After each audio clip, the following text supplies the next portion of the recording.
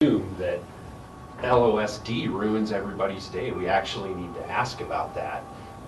It's not as well established what the connection between the experience of the trail user and the actual model results as it is in, say, transportation planning. So that's the basis of it. Yeah, I guess my question was to the point that if it's based on sort of a national transportation model, what may be acceptable or more of a norm in an urban area on a trail in terms of encounters because of the population density may not necessarily reflect in terms of what happens on a rural trail system.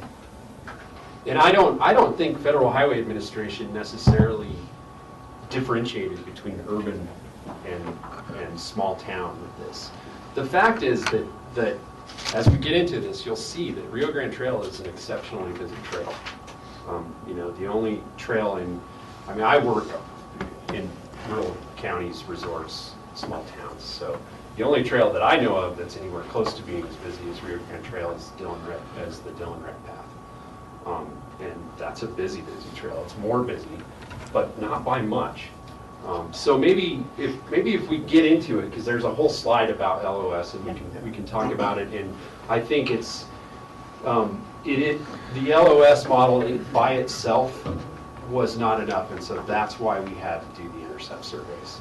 We knew that going into it. We had this tool, but we knew that we needed to go and talk to people that were using the trail so that we could reflect back on that model, because it's really what we've done by adapting that model has not been done much. I mean, I don't know of any, the national parks have done things sort of like that, but they're really talking about national trails and kind of a wilderness type experience, so that's not quite right.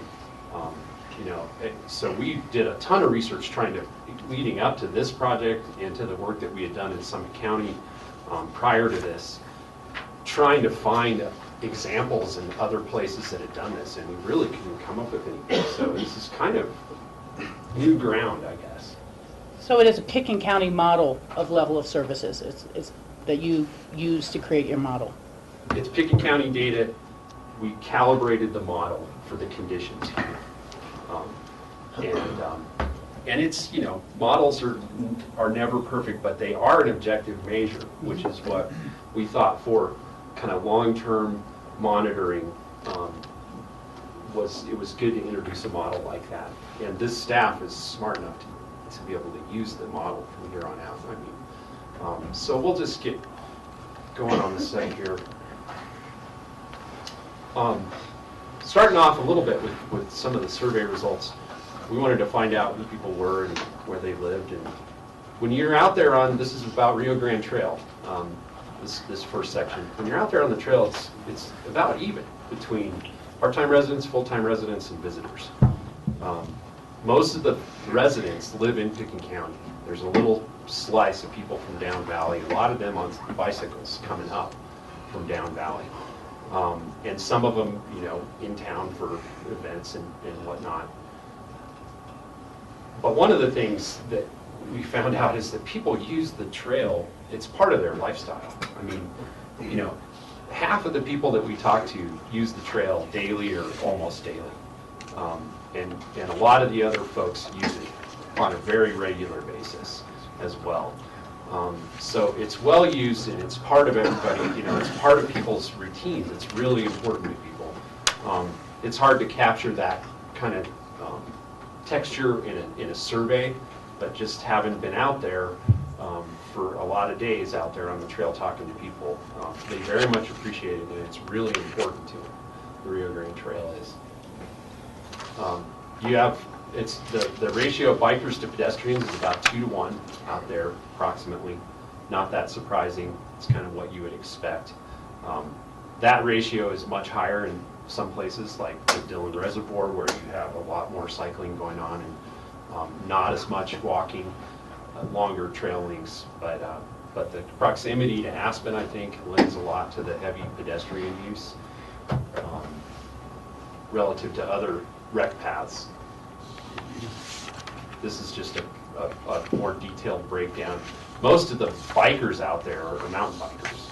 or rec bikes or whatever you want to call it. I don't know if you'd necessarily want to go mountain biking on some of these bikes out there, but they're not road bikes. So that has some implications on how the trail is managed to a certain degree. So just to clarify, if I may, Ty, mountain bikes is a category that is any bike other than a road bike. Yeah, exactly. Because there's a lot of town bikes being used on it, which I wouldn't classify as a mountain bike or a road bike. I think that it was fat tire and skinny tire. And the reason gave is for speed mostly, right? Travel. Yeah, and I think it's interesting to think about the fact that most of the bikes that are out there on the trail are equipped for soft or hard surface. I think you can ride a road bike on a soft surface, it's no problem, but some people won't. Well, for instance, our WeCycle bike, where is that classified? A road bike or a mountain bike? What is I that? think it'd be a mountain bike. Those It's got are hybrids. about like. Well, it's, Yeah. but you wouldn't take it off a trail, really. Right, for purposes So, of this. Our WeCycle is our bicycle share program. Okay. So a bicycle, like they have in Denver, and I wouldn't call it a mountain bike by any means. I would call them fat and skinny tire bikes. That may be not a good label for this graph, but I think that's really what it boils down to. And that may have been how it was actually originally collected, so we can look into that. I don't know why the top of that's capped off, but so we did, just to run down how we did the capacity analysis. We used the model, which we've introduced a little bit, in the trail counters. And the way the model works is that as the number of encounters on the trail increases, your level of service decreases. Because you're having to, it's interrupting the flow, you're having to pass, you're having to slow down. It's a lot like traffic. I mean, it feels like traffic sometimes when you're out on a busy trail. So the LOS, we put this train, these freeways in the background to sort of introduce what I was talking about before, which is that this model is rooted in transportation methodology. But that gives you an idea of what the scale is. LOS A is you're rolling, you hardly ever have any interruptions, you don't have to change your speed or your direction. LOS B means you're starting to encounter other users and having to weave around them, slow down sometimes. LOSC, between LOSC B and C is where you start to feel the trail getting crowded and busy. And when you get to LOSD, it's definitively crowded and worse from there. So that gives you an idea of the scale that we're talking about. That'll come in handy as we start looking at some of the more specific results. So we did 7 different intercept survey days out on the trail. Most of them were during special events, and we included, we were out there on USA Pro Challenge, kind of curious about what that would do to the trail. And then we just had some regular weekend and weekday kind of regular use surveys out there as well. We collected 280 total surveys. It takes quite a bit of time to collect intercept surveys. You have to really stick with it. But it's really the only way that you're going to find out how people feel about the trails, is being out there on them and talking to the people that are actually using them. So for the majority of the year, the Rio Grande Trail, top to bottom, operates at level of service A. You get down into the lower sections down by Emma, and it's hardly ever operates at anything other than level of service A. Woody Creek is a little bit less busy, but still a fair amount of the year it's operating at below level of service A. And that's just a reflection of the use patterns. So these are the monthly use. This is a graph of monthly use. And you can see that July and August are the peak. Most of the use happens in July and August. And as you move down the trail, the amount of use goes down. The upper Rio Grande trail counter is somewhere by the Wiggles, I think. Anybody know? It's like halfway in between Stein Park and Rio Grande Park somewhere. So it captures all that traffic between those two. And it's obviously the busiest. July and August are the busiest months of the year.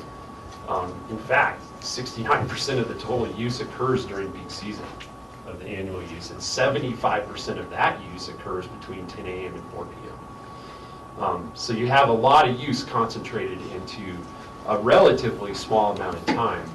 And just for a sort of another frame of reference, from the time that the trail counters were put in, which was late 2010, I think, through the end of 2013 or the August of 2013 when we downloaded the counter data, there were 75 days with over 600 total users.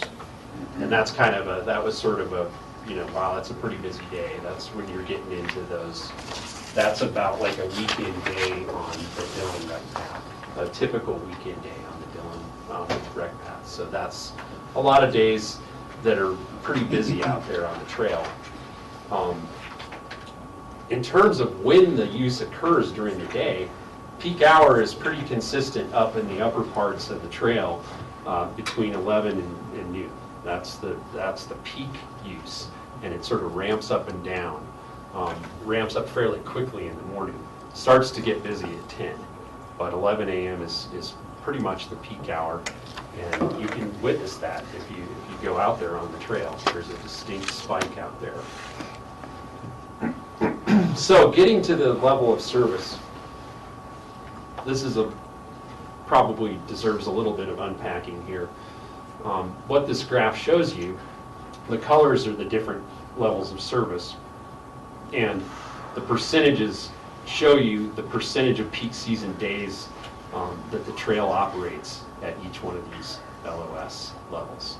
So you can see that most of the peak season days, Stein Park and Upper Rio Grande Trail are operating at LOS B or LOS C, meaning that you're getting into that part of the LOS scale where the trail is starting to become tangibly busy. You go down valley, and again, Emma's hardly ever over LOS A. Usually it's a special event that causes it to go over. And Woody Creek is pretty busy. I mean, we're down by Woody Creek. People make that trip between Aspen and Woody Creek and back again all day long. And so that's a part of the trail that is kind of outside of the gorge that we still need to think about as a potentially busy part of the trail. But less so. It creeps into LOSC far less often, so it's not going to be as noticeably busy as the upper sections.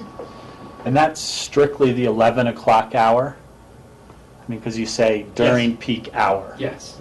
So that's strictly the 11 o'clock hour, so the worst hour of the day. That's right. So we're looking at...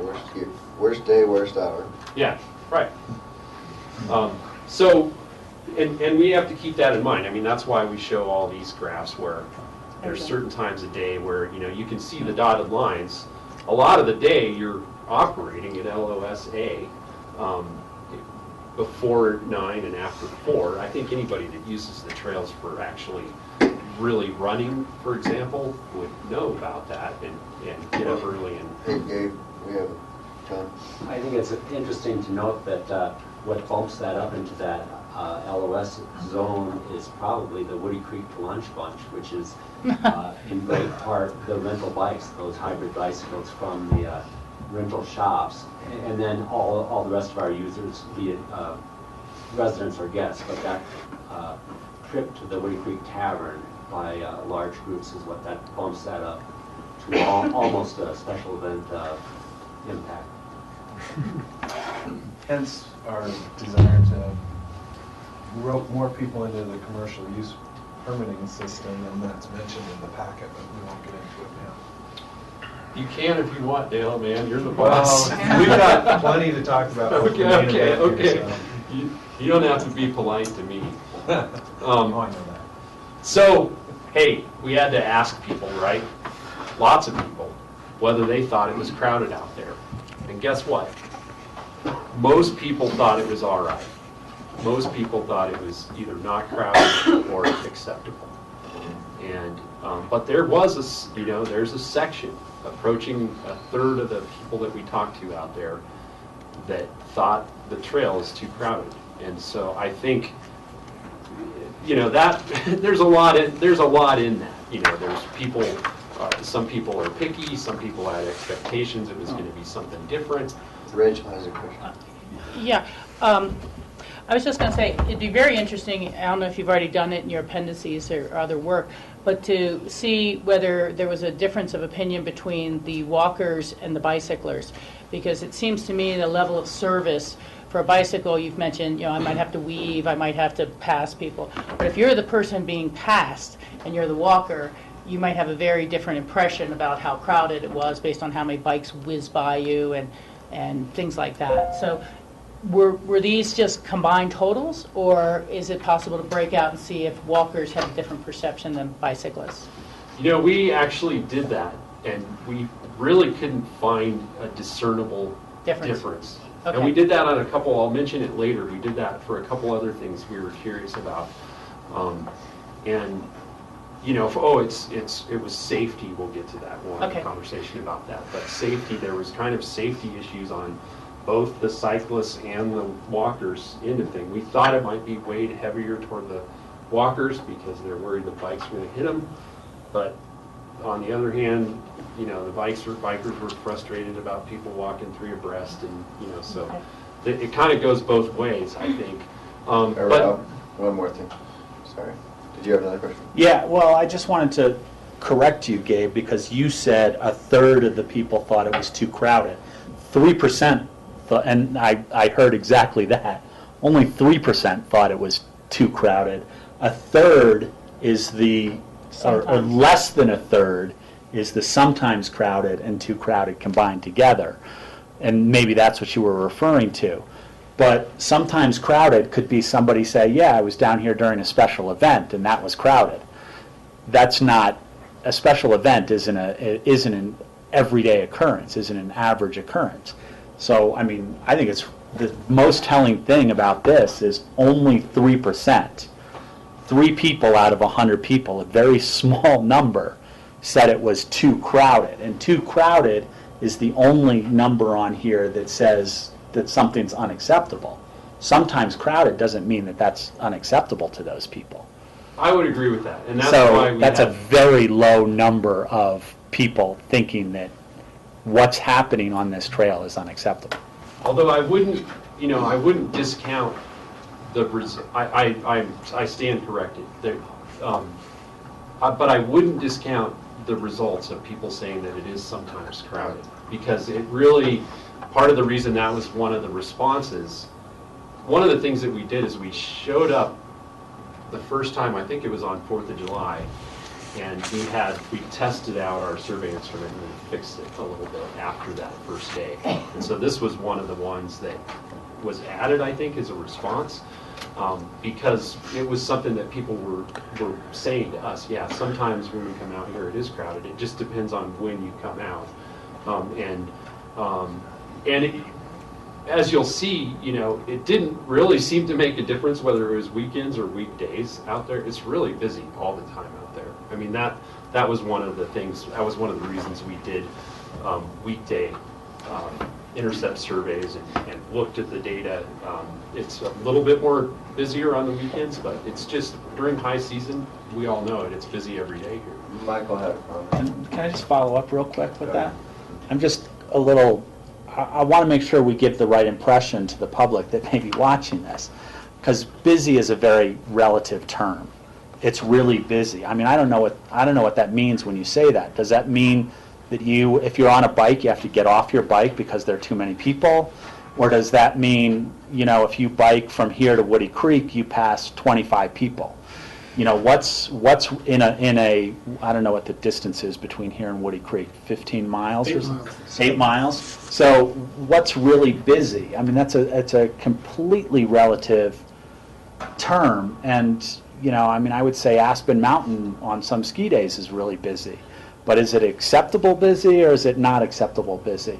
And when we start thinking about policy decisions, based on the language that's being used in a report like this, I start to question where we're going here, because, I mean, I think there's a high level. I mean, I'm on Woody Creek. I'm on Rio Grande Trail a couple times a week in the summertime, and yeah, there's some times where you pass 25 people going to Woody Creek, but that's not an unacceptable level, and it doesn't really dictate, in my mind, a policy change on the usage that happens down there.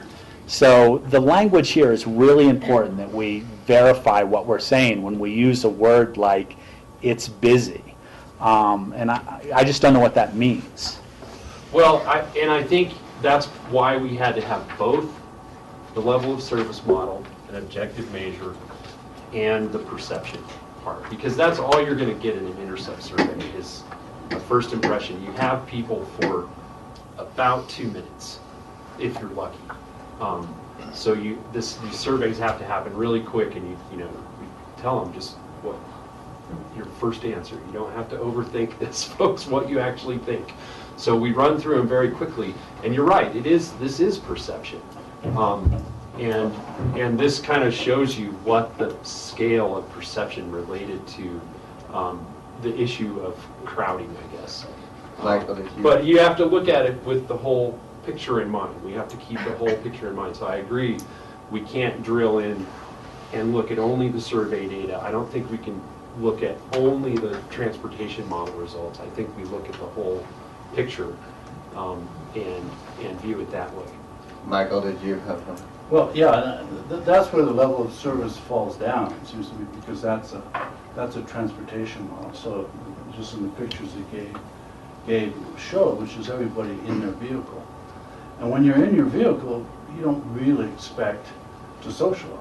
You don't really expect to have any interaction with anybody. You just expect to get to your destination.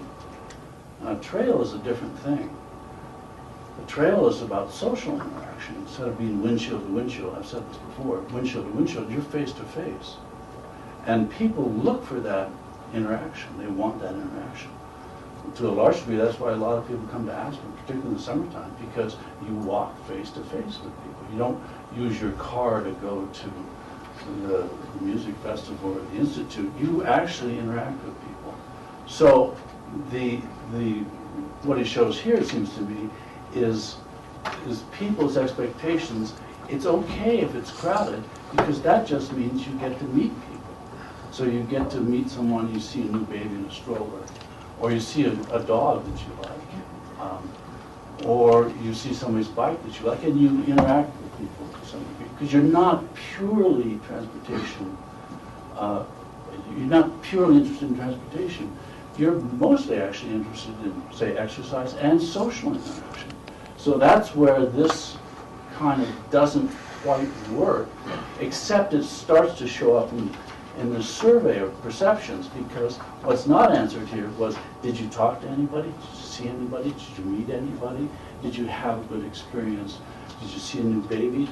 And those are the kind of things that actually fulfill people's expectations of the trail and of visiting Aspen, particularly in the summertime. So that's something we need to look at, and that's why malls are popular.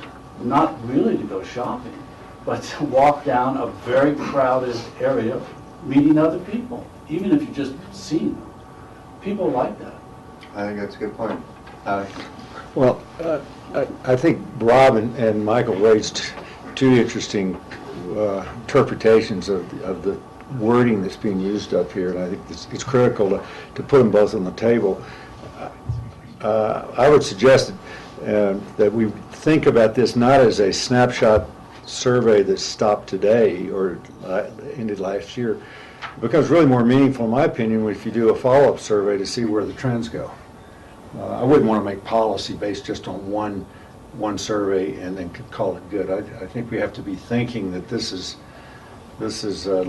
setting us up, and appropriately so, to be perhaps doing a follow-up survey to see if we see any positive or negative trends. I don't know whether you've ever done that. I may be ahead of ourselves on what's your recommendation. Yeah, Dale.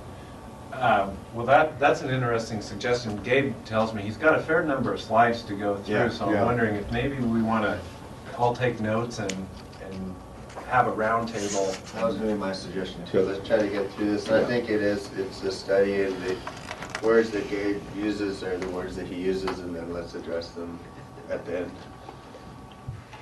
Okay? If something's really just, we can't get beyond it, then go ahead and if you know how it is, if you just can't, if you get stuck on something, let me know. And by far, the most concern out there on the trail that we found was related to safety. And that was more of kind of an open-ended question about, do you have any concerns about the trail and other users? And so, still the majority said no concerns, but 43% of the people cited a concern with other users, and you can dig into the report. There's kind of text summaries of some of the word responses that came from this, but most of the concerns were related to bike pedestrian interaction. And then probably below that somewhere would be dogs. And Or dragged mainly on dogs leashes. off leashes. I mean, it was the interaction between, and it kind of went both ways with the bike pedestrian safety.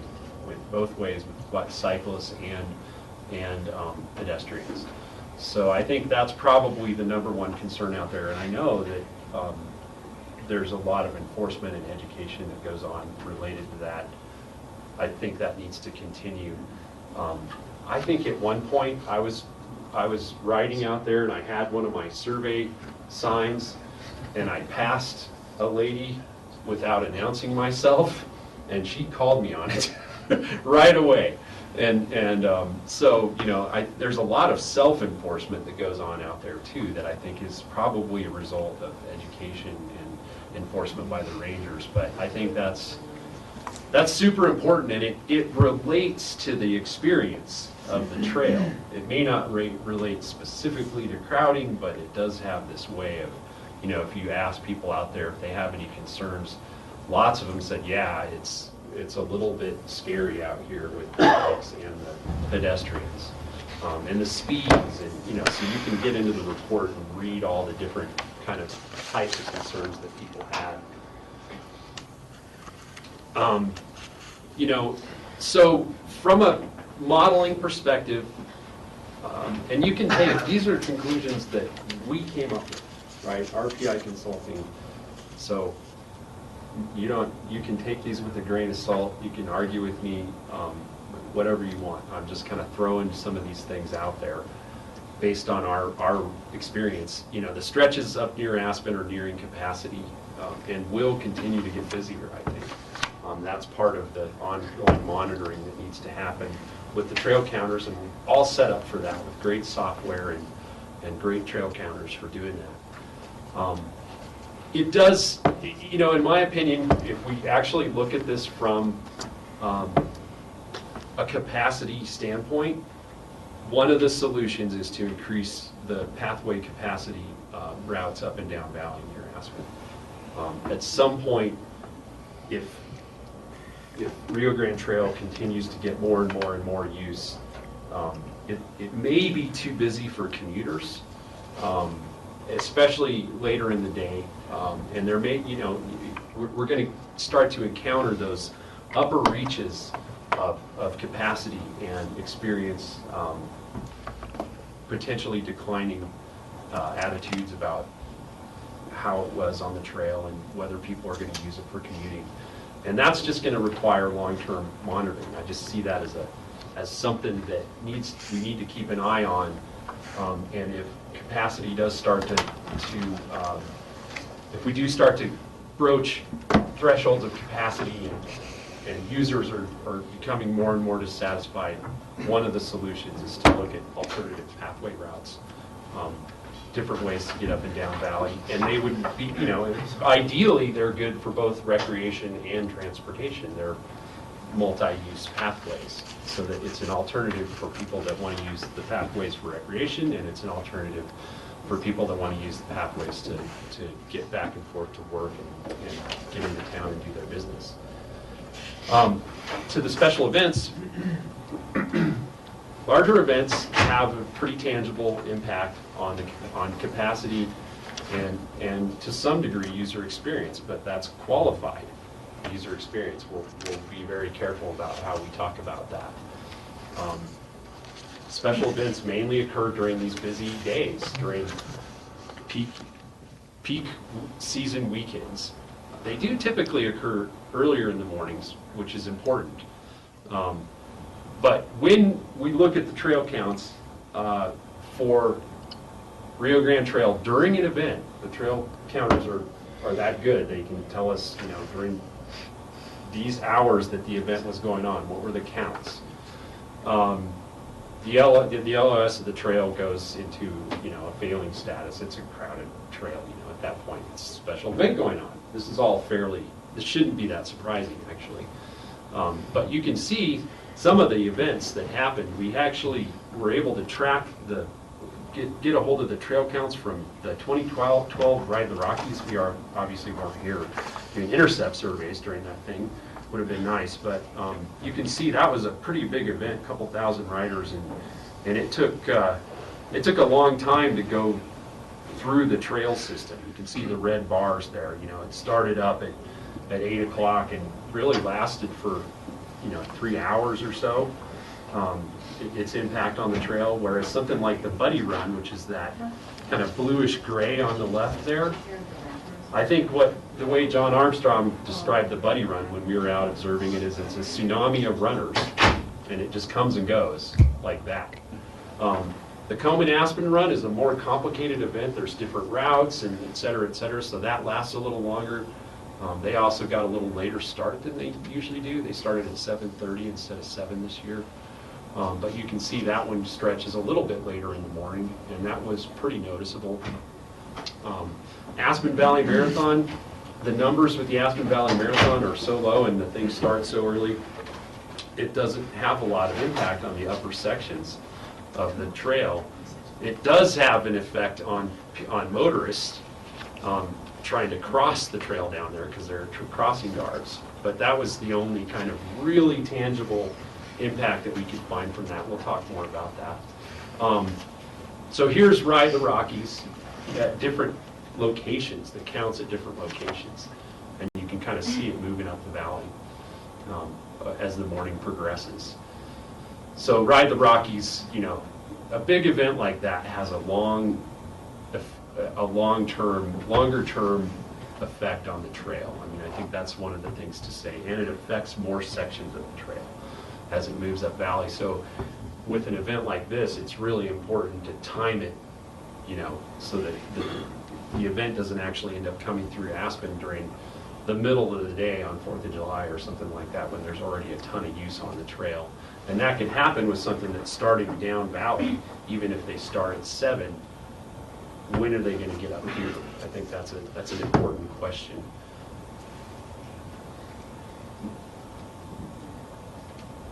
Oh, you have to point it at this. It's not a television. So Aspen Buddy Run, we did a bunch of these. We profiled all the events. They're all on the report. But here's the Aspen Buddy Run. It affected the trail system. It was just a whole lot of runners pretty quick, and then the event was more or less cleared off the trail by the time peak use really started. That's an ideal setup. But look, there's a real tolerance for special events out there, from asking trail users what their feelings about special events were. But it is another observation that some of the trail users are diverted or have their outing disrupted by the events. They have to change their plans. So we asked people, you have to get into the report to get all the results on this, but we asked folks whether or not they were affected by the event. And most said no. I think it was 80% said no.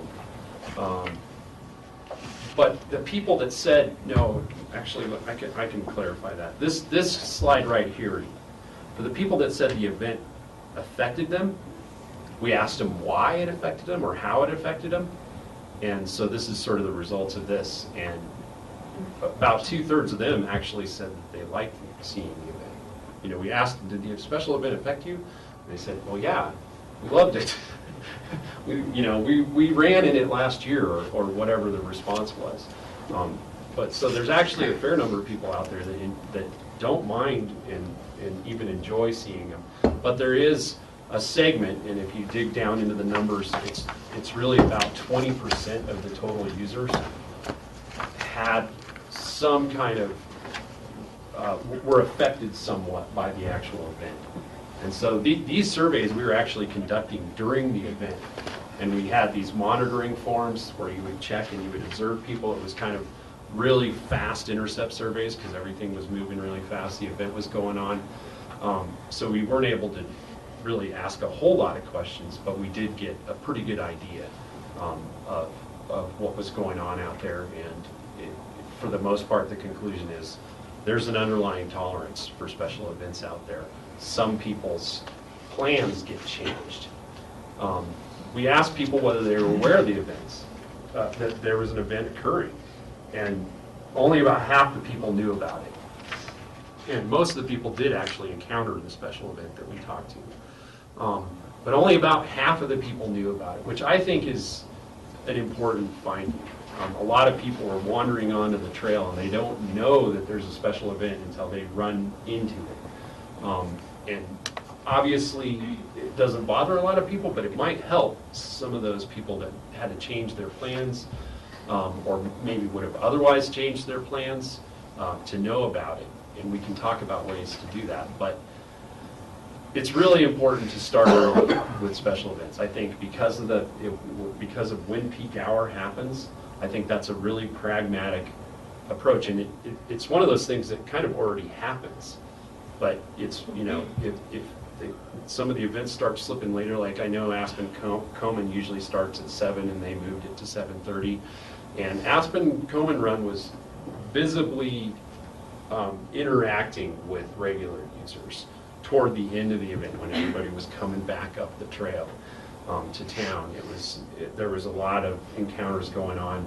We did a lot of intercept surveys that morning because the event was going on for a long time. So early starts are important, and I think the goal would be to get the event cleared off the trail by 10 a.m. if possible. I mean, it may be not possible to do that, but if it can be done, that's a good strategy.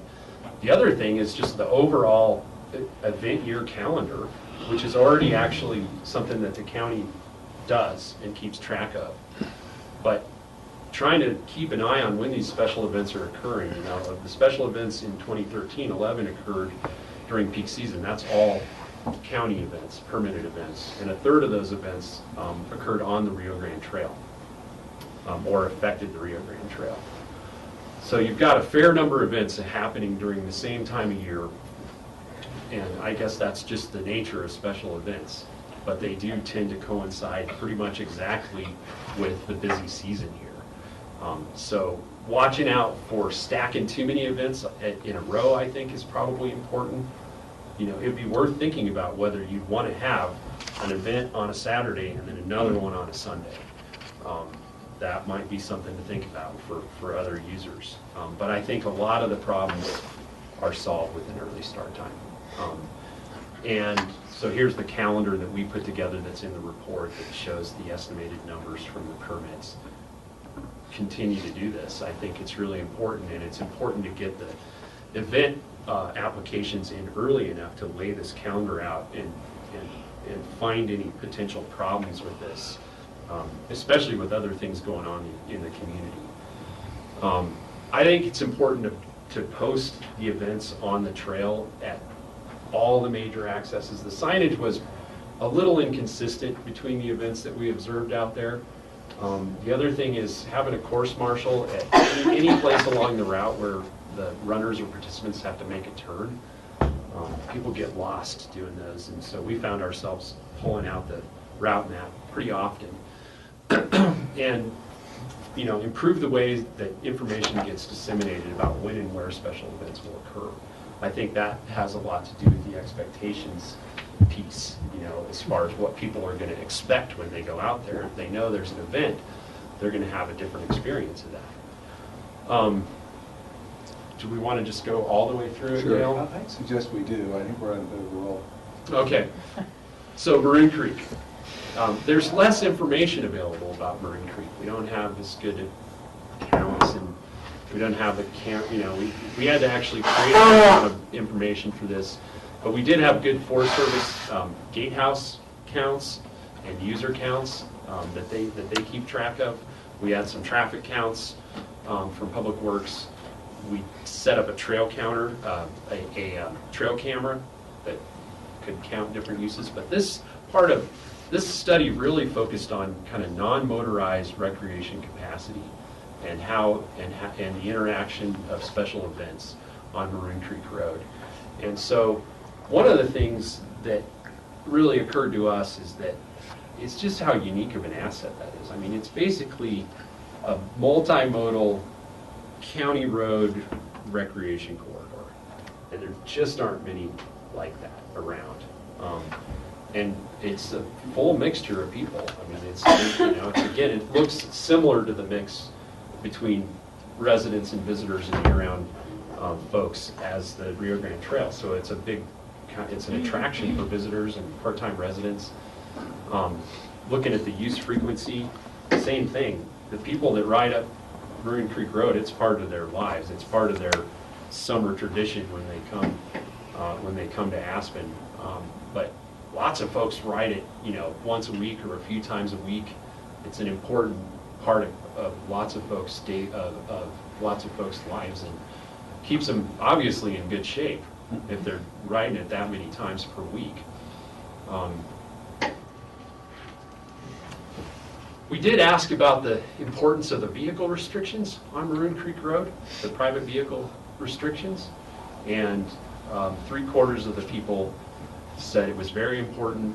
I mean, pretty much almost everybody said that that was really important. And when you drill down into the qualifications, and which is summarized in more detail in the report, a lot of people said that they ride Maroon Creek Road specifically because of the vehicle restrictions, that's actually a really important part of their decision to ride that road versus Castle Creek, which is also a classic road bike ride right next door, but you don't see nearly as many road cyclists on it. So that part, I don't know whether that was ever in doubt, but it's pretty well sealed out there from the perspective of the non-motorized users up there, that is a very highly valued policy and management strategy. Baseline use. When you look at the baseline use on Maroon Creek Road, look at the left pie graph there. Almost 40% of the users are cyclists and other users out there. Most of those are cyclists. We have a graph that shows, you know, inline skaters and that sort of thing. But when you actually look at the number of trips, vehicle trips, bike trips, it's a lot. It's in terms of the total number of wheels that goes up and down that road. Cyclists make up a big portion of it. The reason I put that other graph in there that shows you the total visitors by mode of transportation is that 7% of the vehicle trips are buses. That's half the people up there. That's another part of the management strategy I think people really value, is that the buses keep the cars off the road and make it just a lot easier to use that facility up there. What was the time frame of that part? This part here, Because personal vehicles are banned during the day This unless is you go overall. up before 8. I mean, is this overall, winter? I mean, it's an overall season. Because if you have a campsite, you can take your personal vehicle up there. yeah, Or a campsite or before 8 o'clock. Yeah. So, and there's some traffic count numbers in the report that show you what the actual vehicle count pattern is during the day. And there's a fair amount of driving going on up there, even when the gate is closed to personal vehicles, is what they say. But personal vehicles for people that don't have a camping pass or a backcountry pass or So this is season wide, and a lot of the information that we got for Maroon Creek Road was kind of on a seasonal basis, because that's how a lot of our background data was available. Here's most of them are cyclists, but there are other users up there. This is from camera counts down there near the gatehouse. Most people this is from the Intercept survey, most people use the road in the summer during the warm times of year. But there's a fair number of people that use it year-round for recreation, for non-motorized recreation. So these are our estimates for typical peak season, July and August weekend days. 203, that's our estimate for 203 cyclists / inline skaters. That's going to be mostly cyclists. And a season average of 121. So there are distinct weekday differences on Maroon Creek Road. And I think that's partly because it's a longer trip. It's a more committing trip. It takes more time. It's kind of an all-day deal. If it was me, it'd be all day. So that's kind of, that's a fair amount, but we wanted to sort of put that in a frame of reference, and so let's compare it to the rec paths we know about. Average bike use for Stein Park, cycling use is about almost 400. So we're at about half of the average cycling use at Stein Park on a Saturday, on a weekend, for total cyclists on Maroon Creek Road. And about a third of what you'd see on a really busy rec path, the Dillon rec path, which is really busy from a cyclist perspective. Now, perceptions of crowding on Maroon Creek Road, really almost nobody. 4% said it's too crowded, and 7% said it's sometimes overcrowded, whereas the majority of people said it's acceptable or it's just not crowded. So crowding is not a real major theme for people riding their bikes and other ways up Maroon Creek Road. And really not that many people avoid it at certain times. In other words, they're making their decision to go up there, and they're not necessarily thinking about if it's crowded or not. But there are concerns with other users, just as there were on Rio Grande. Most people said there weren't concerns with other users, but about a third of the people up there said, yeah, we're concerned. And the major citation was vehicle, bike, safety, and etiquette.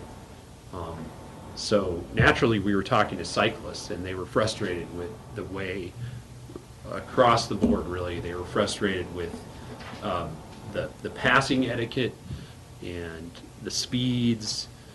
Mainly the passing etiquette and the speeds, I would say, is what they were the most concerned about.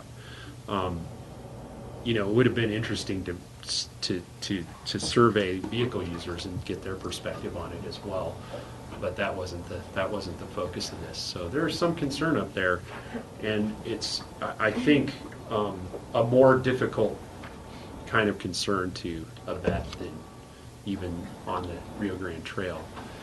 Several special events up there. These were the 3 that were this year. There might have been others, but these were the major events that occurred on Maroon Creek Road. We were there for Komen Ride for the Cure, which was the largest of the events, and still not a real big event. A couple, 200-300 cyclists at the most, I think. So we were able to do some intercept surveys up there, and we did, Janet did during event hand counts for during the actual event. There really weren't that many non-event cyclists up there at all during the event because it happened pretty early. So we actually counted what was going on up there during the event, and you get obviously a big spike of bicyclists and vehicles and all sorts of different modes of transportation up there. That's a distinct spike, 148 cyclists. It's noticeable, obviously. It's a special event. Now, what happened up there, we'll talk about this more, but what happened up there was that the timing is really critical, and what ended up happening is that all the vehicles that were trying to beat the 9 o'clock gatehouse closure collided is not, but they encountered this event right up at the trailhead. that was the timing of it. There was a state patrol car holding him back, and he didn't hold him back long enough, and there were an awful lot of them, and it ended up, the peak use of the aid station was when all those cars came up and were trying to find parking spaces that don't exist. So most people have encountered special events up there. We're talking to people, intercept surveying people mainly after the event, and said, yeah, we've encountered special events on Maroon Creek Road. A third of them had actually participated in those events and could name the events. And again, did the special event affect your outing? A quarter said yes. Virtually none of them had anything negative to say. I mean, essentially they were saying, yes, it's great. It's good to see him out here. You know, I think the impact of special events, at least the size of the events that are going on Maroon Creek Road right now, don't seem to be affecting people in a negative way. So one of the things to point out, though, is that larger events could affect the road for longer duration. So these are small events that have happened on Maroon Creek Road so far. We haven't, you know, there aren't any really big regular events up there, but a big event could have different impacts. For example, duration. Let's move to this really quick here. One of the things up there is that parking and circulation capacity is extremely limiting. I think this is actually the limiting factor on special events up there, and probably should be it could be used as a determinant for how large of an event you could actually stage up there, or how much of the event you could stage up there. But it's certainly worth thinking about, because regular use typically uses all of the circulation and parking capacity there is, and then some. I mean, you have, typically on the weekend, you've got cars parked along the side of the road up there. All the parking lots fill, and you've got cars parked on the side of the road and people driving around looking for spots. And it happens early. People get up to Maroon Lake way earlier than they get on the Rio Grande Trail for a number of reasons. But it does happen early, and so events, even if they start at 7:30, like the Komen Ride, are going to encounter this rush of cars. And so our suggestion, the pragmatic suggestion from this, is to really carefully time the event to avoid that rush of personal vehicles leading up to the 9 a.m. gate closure, because that's a distinct spike in traffic, and everybody's up there looking for parking. And so I don't know whether you start it earlier or you start it later, but it is a distinct. It's almost opposite of the Rio Grande. And then there's this more complicated thing to work on there about how do we educate cyclists and motorists on share the road ethics up there. Is it signage?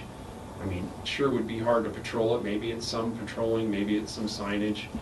But I think there's frustration on both ends of that, the cyclists and the motorists ends of that. But really the bottom line is that Maroon Creek Road, it's really unique, and there's not much like it out there.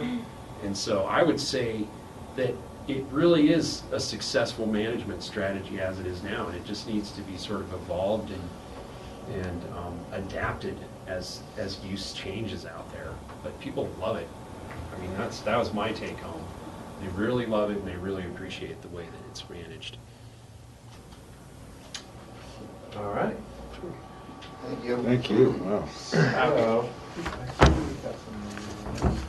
there's much waiting. I know there's probably lots to say about this, so.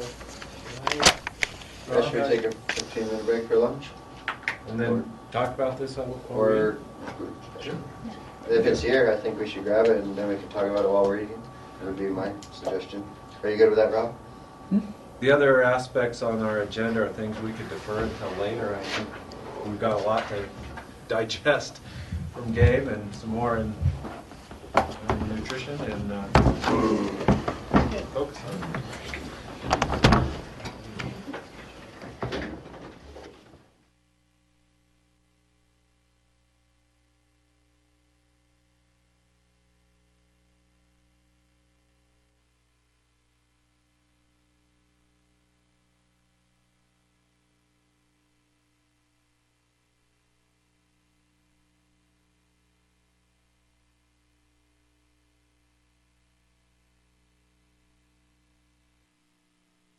here? I'm not loud. Everybody?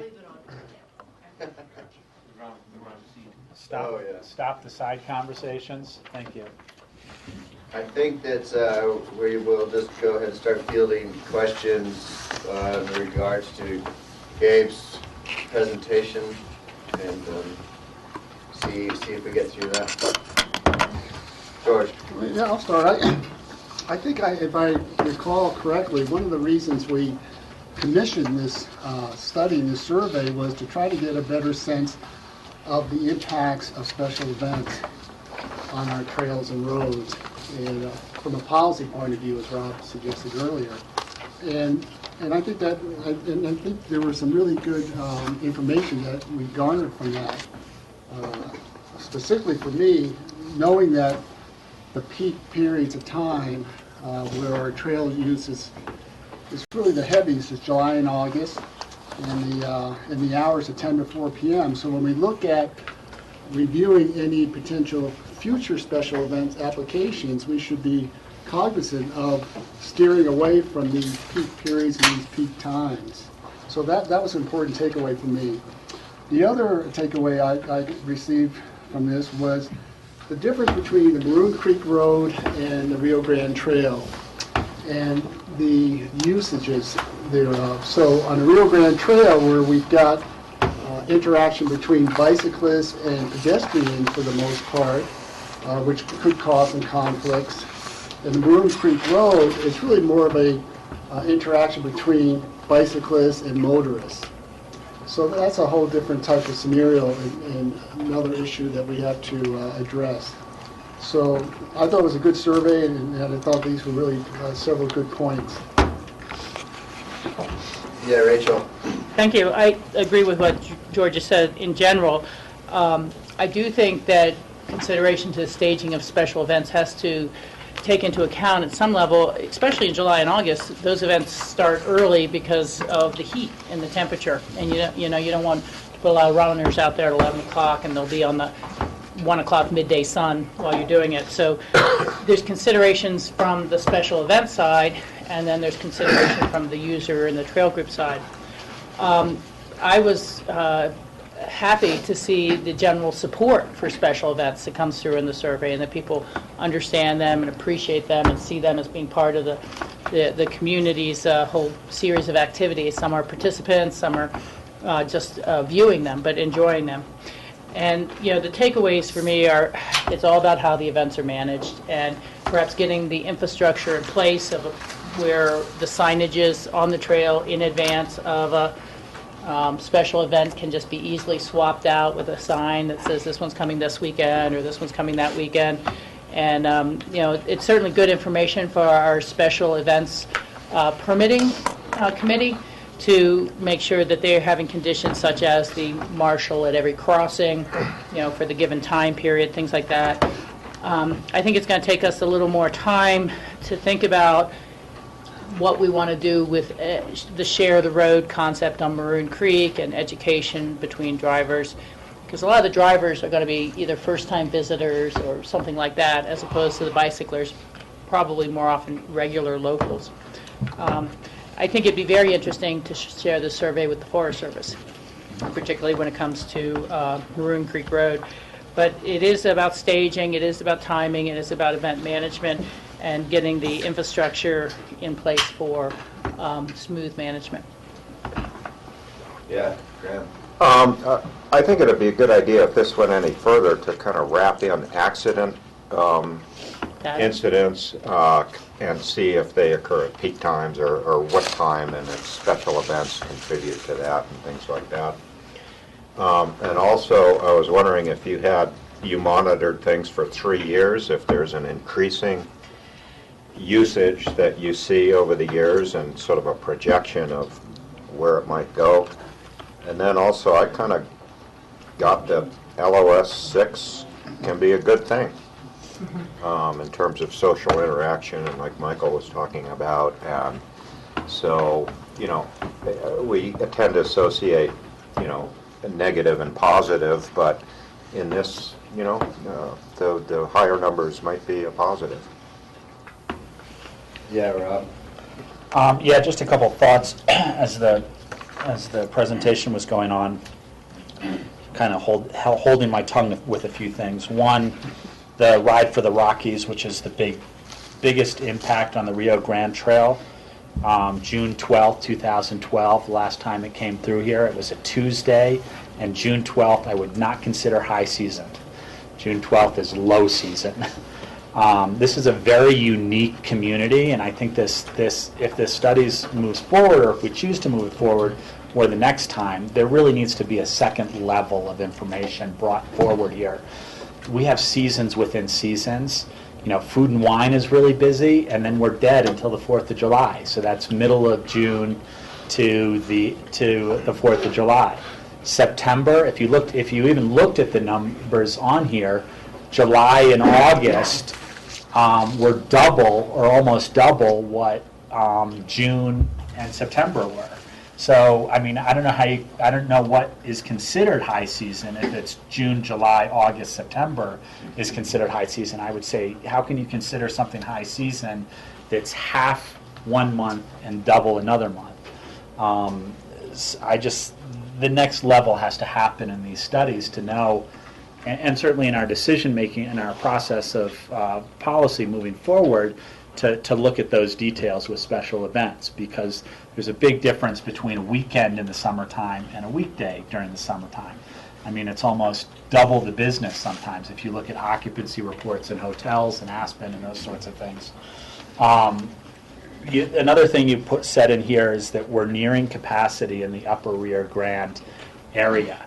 And looking at the numbers that you put in there during the busiest month on a weekend, during the busiest hour, there were 85 people going through.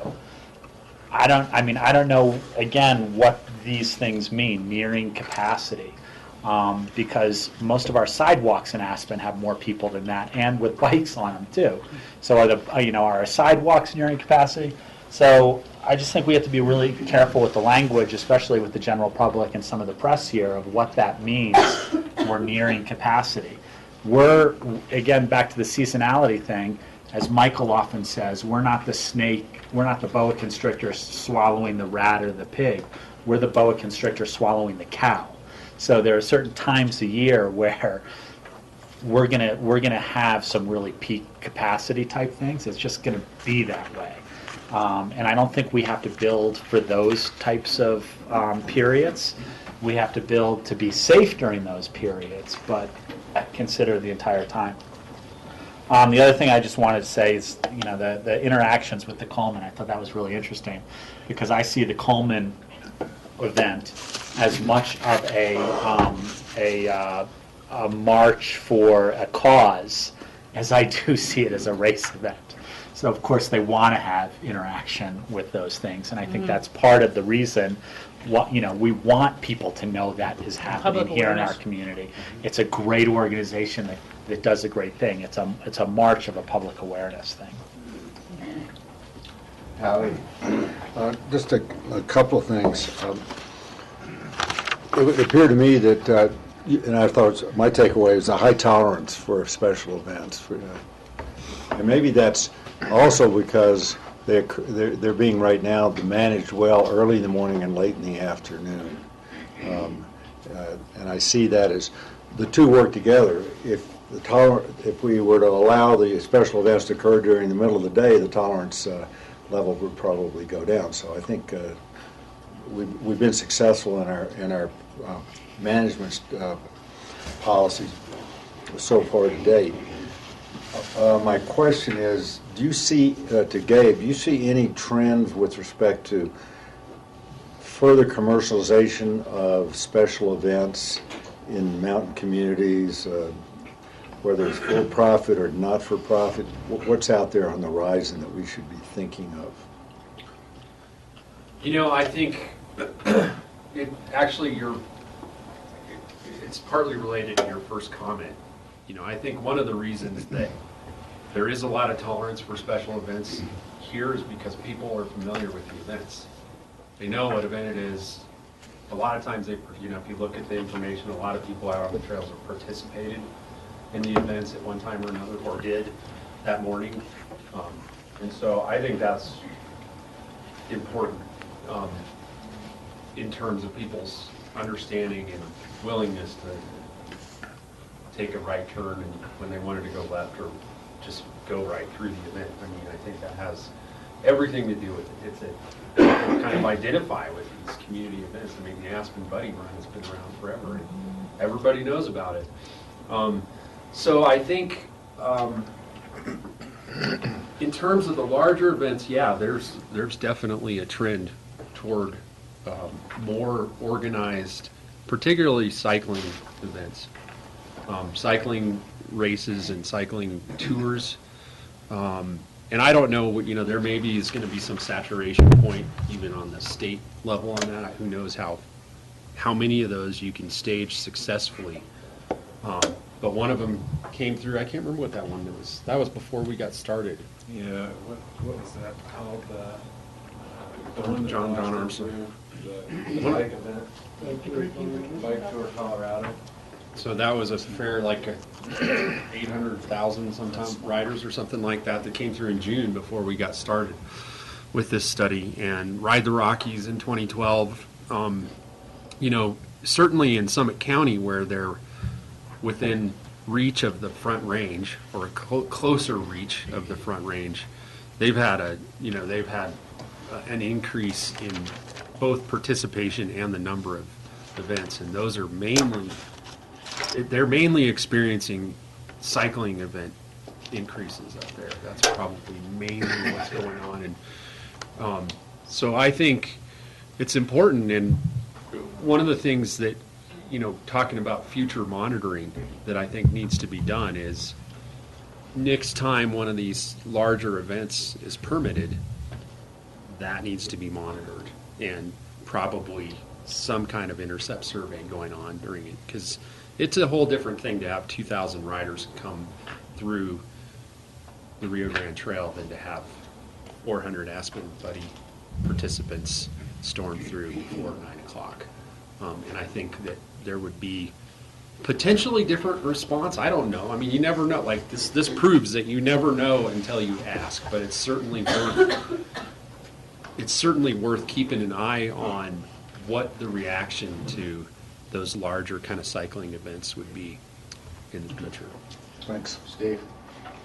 Do you have any information about how many of the bicyclers on both Maroon Creek and on the Rio Grande Trail are people on commercial trips? Because the commercial trips will haul people up to Maroon Lake, and then they'll ride their bicycles down. And I'd like to know kind of what percentage of the total traffic is that sort of traffic. Same way people will ride their bikes to the Woody Creek Tavern and then they'll be loaded on a trailer and brought back to town. At that point, they don't actually ride back. So that could skew the total figures just based on what commercial things, not private individuals. Also, with a lot of the special events that happen, they're local event, there are local people participating in them, and if we have twice as many people out there participating in them, I'd say that's great. It's a special event. You want to have a high level of participation, and you expect the trail or the road or wherever to be temporarily crowded because it's like a happening that is sometimes making, it's a fundraising thing for a non-profit, or it's a major fun kind of event. So I think that should always be taken into consideration if it's a local event where it's local people participating in it. We should encourage more of that. If it's an out-of-town kind of event, more a statewide kind of a thing, like the Ride the Rockies, it's a way to welcome visitors to our community. But would be outside people having an impact on local people wanting to use the same trails, so that should be taken into consideration in terms of the timing. So if it's in early June when there's not much happening in town, that's a perfect time for Ride the Rockies to come through town.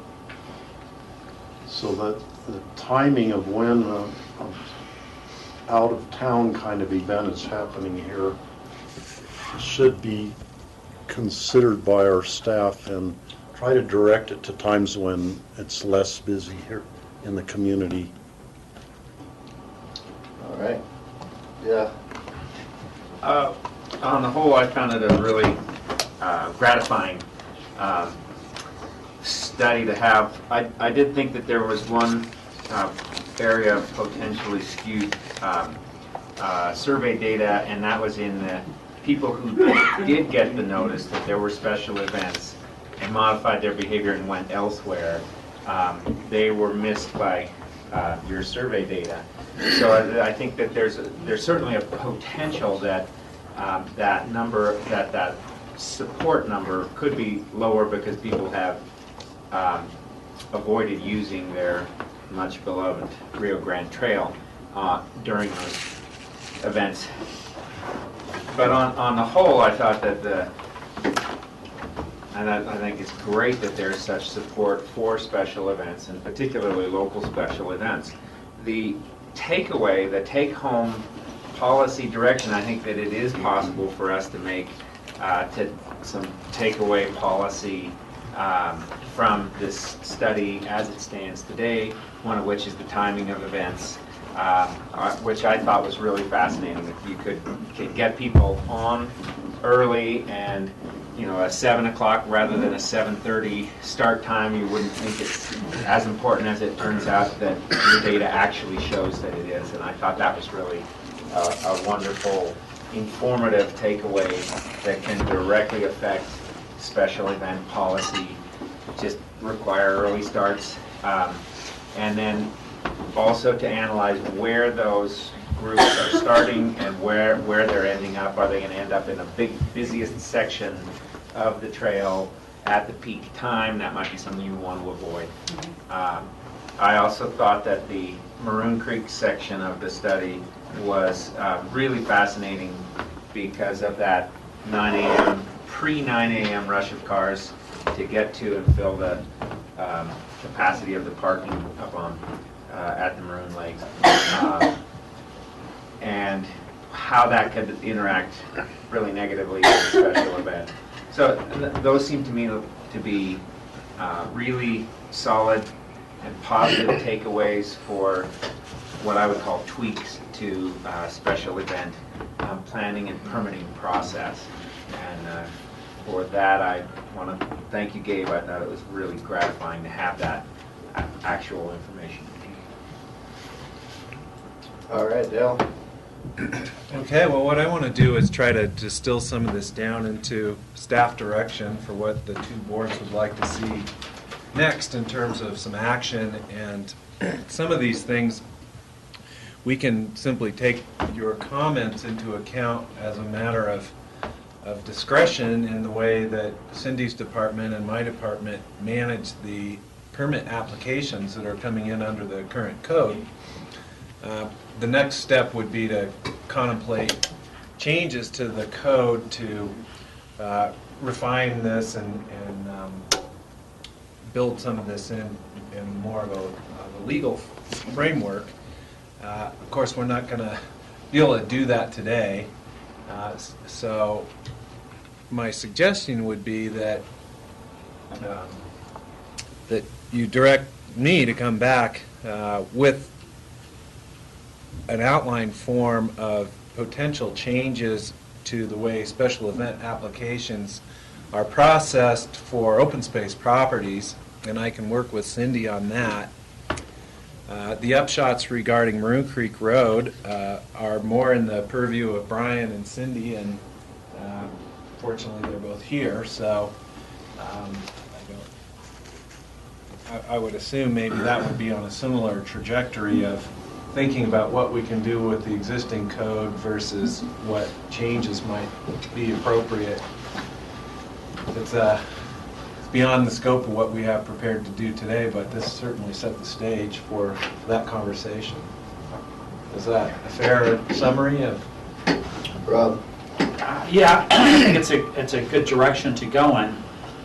I think we need to have a synopsis of where we are and where we're going, because it's my understanding that there is a lot of leeway in our special event permitting right now to tell people to amend their special event permit. And as I stated earlier, a 7 o'clock start may be beneficial on one day, and an 8 o'clock start may be totally acceptable on another day in the same week. So to have, really firm direction on special event processes that are firm, it just doesn't seem to make sense. There has to be some common sense in research and from the people that are approving those things, as opposed to changing from what we're doing right now. And I think we're doing that already. So I'm not so sure there needs to be that much change, other than using this as a resource to make a better decision. And that's really where I think where I would go with this. Rachel? Yeah, it's similar to what you're saying, but maybe a little different. I think part of it is trying to look towards standards. That, again, will you post the notice of your event at these locations that we have now established for you on the trail 10 days in advance of the event? And so I see it as developing some guidelines and considerations for the special event board. Not that there's any hard and fast changes or any hard and fast rules, but guidelines. And if a applicant to that special event process can say, well, we're going to mitigate the problems this way, this way, this way, the special event committee can say, yes, that should do the job. So I don't think Dale was saying that they're going to come up with any thou shalt not, thou, type of things, as much as these are the considerations. Here are some guidelines for your consideration. And these are some standard practices and procedures so that we're not later accused that, well, one event had to post they were starting times and the other event didn't, and or anything like that, that there's a consistency that goes forward about the events that use the public lands. Well, and one of my big takeaways from all of this is the importance of careful planning. And one of the frustrations I know from talking to our staff is that occasionally we have an event promoter, and this tends to be more the commercial side of things, not the nonprofit side of things, that they're gung-ho to do the event, and they treat the application process as almost an aside, and it interferes with our ability to do the planning that we're all thinking we should do. So one of the things I want to revisit with Cindy and her staff is whether we're really adequately equipped to encourage people to get this to us early enough so that we can lay out this master calendar and we can look for all those things that you're talking about, Rob. Yep. And I think another thing that's really important to be said here, and I don't think I've heard it once in this hour or 45 minutes that we've been talking about this, is that special events have a huge benefit to our community. Special events bring in a lot of economic sustainability within our community. Special events bring in people. Special events add value, as we've seen in this study a little bit, add value to the experience that people have here, which raises property values, those sorts of things. And I just think it's really important to say that we want special events in our community. We want the continuation of special events in our community because we need them for that economic sustainability. We want to find a balance where, there's a threshold of, the deterrence or the bad side of special events to the good side of special events. But let's not forget the good side of special events, which is the huge economic things that they bring to our community. And I think it's important to say that we're balancing things up here. We're not trying to repress special events at all. Okay, well. Any other comments? Well, it's 12:40. Do you want to go over anything else, or should we? Well, I want to invite Gary to come up and... Thanks, Dave. Thank you. Thank you. Thank you. Thanks, Gabe. It was a really fun project. I'd love to do some follow-up. find out what happens when the big bike race comes through town. I'm really curious about that. All right. Yeah. Just got to ride. Yeah, maybe I'll watch you race it. Let's say you need to get in shape and do it. We'll be in touch when we think about our evolution of our policy. Okay. All right, thanks. Well, the next thing we had on our agenda, because this is our first quarter joint meeting, and because these joint meetings were actually something that was a commitment made by the Open Space Board and the county commissioners before my time to ensure that there's transparency back and forth between the desires of both boards and awareness spread evenly about what we're all up to. We do have this ongoing suite of projects that are in motion. Many of these have been discussed before, but I think it's good to remind everyone that we've got a very busy staff and what you can expect to see going on out there. So with the time we have left, if it's all right, if Gary can just kind of hit the highlights of what you're going to see our staff doing this summer on the ground. Well, and I want to let everyone know that we do this all on a website now. So it is always updated. Anyone can always go to this website and see exactly what's going on. We do a ton of public comment through this website too. And so if you look at it up top, it's www.pitkinostprojects.com. And it is linked off of our main website, off of the Aspen-Pitkin website. So, this is a way for you guys to really be able to know, and all the public out there to really know what we have going on throughout the summer. And every single project we have going on, you click. Always get a great picture from Janet. It's already updated from yesterday to last night. This is the Glacier Open Space Management Plan. As everyone knows, we purchased the Saltonstall Ranch and now the Glacier Open Space next to it. And we have started a steering committee to develop the long-range management plan for both properties combined. We're calling the whole thing the Glacier Open Space. And it's just easy. And last night, I really want to thank our board members, Hawk, Graham, and Howie, for coming out. And we had about 35 people show up for a site visit. And we got to see it kind of is, when you get on the ground, you can kind of really see what the reality we have out there between all the buildings that we have acquired with this property and all of the land, be it potential for recreation access or agriculture. It's really kind of cool to see when you go out there, what can you actually do with it. So we're going to be working really, well with this steering committee. We're a steering committee of about 20 people, and we have interests from neighbors, from agricultural interests, from recreation, wildlife, and we're going to be working over the next 4 to 6 months to develop a draft plan. And so keep on this website. Our minutes from every meeting go on to this, and all our next meeting sites will be on here. And so everybody, we have a ton of documents on here. Everything from summary of permitted uses, deed of conservation. We put all of the baseline information, the baseline wildlife habitat, and everything else on that. So, we try to keep that up to date, and obviously we're very up to date because we got a picture from yesterday. So, the next project we're looking at here is the Upper Roaring Fork Valley Trails Plan. It's another one. You just click, and all the mapping and everything comes up for it.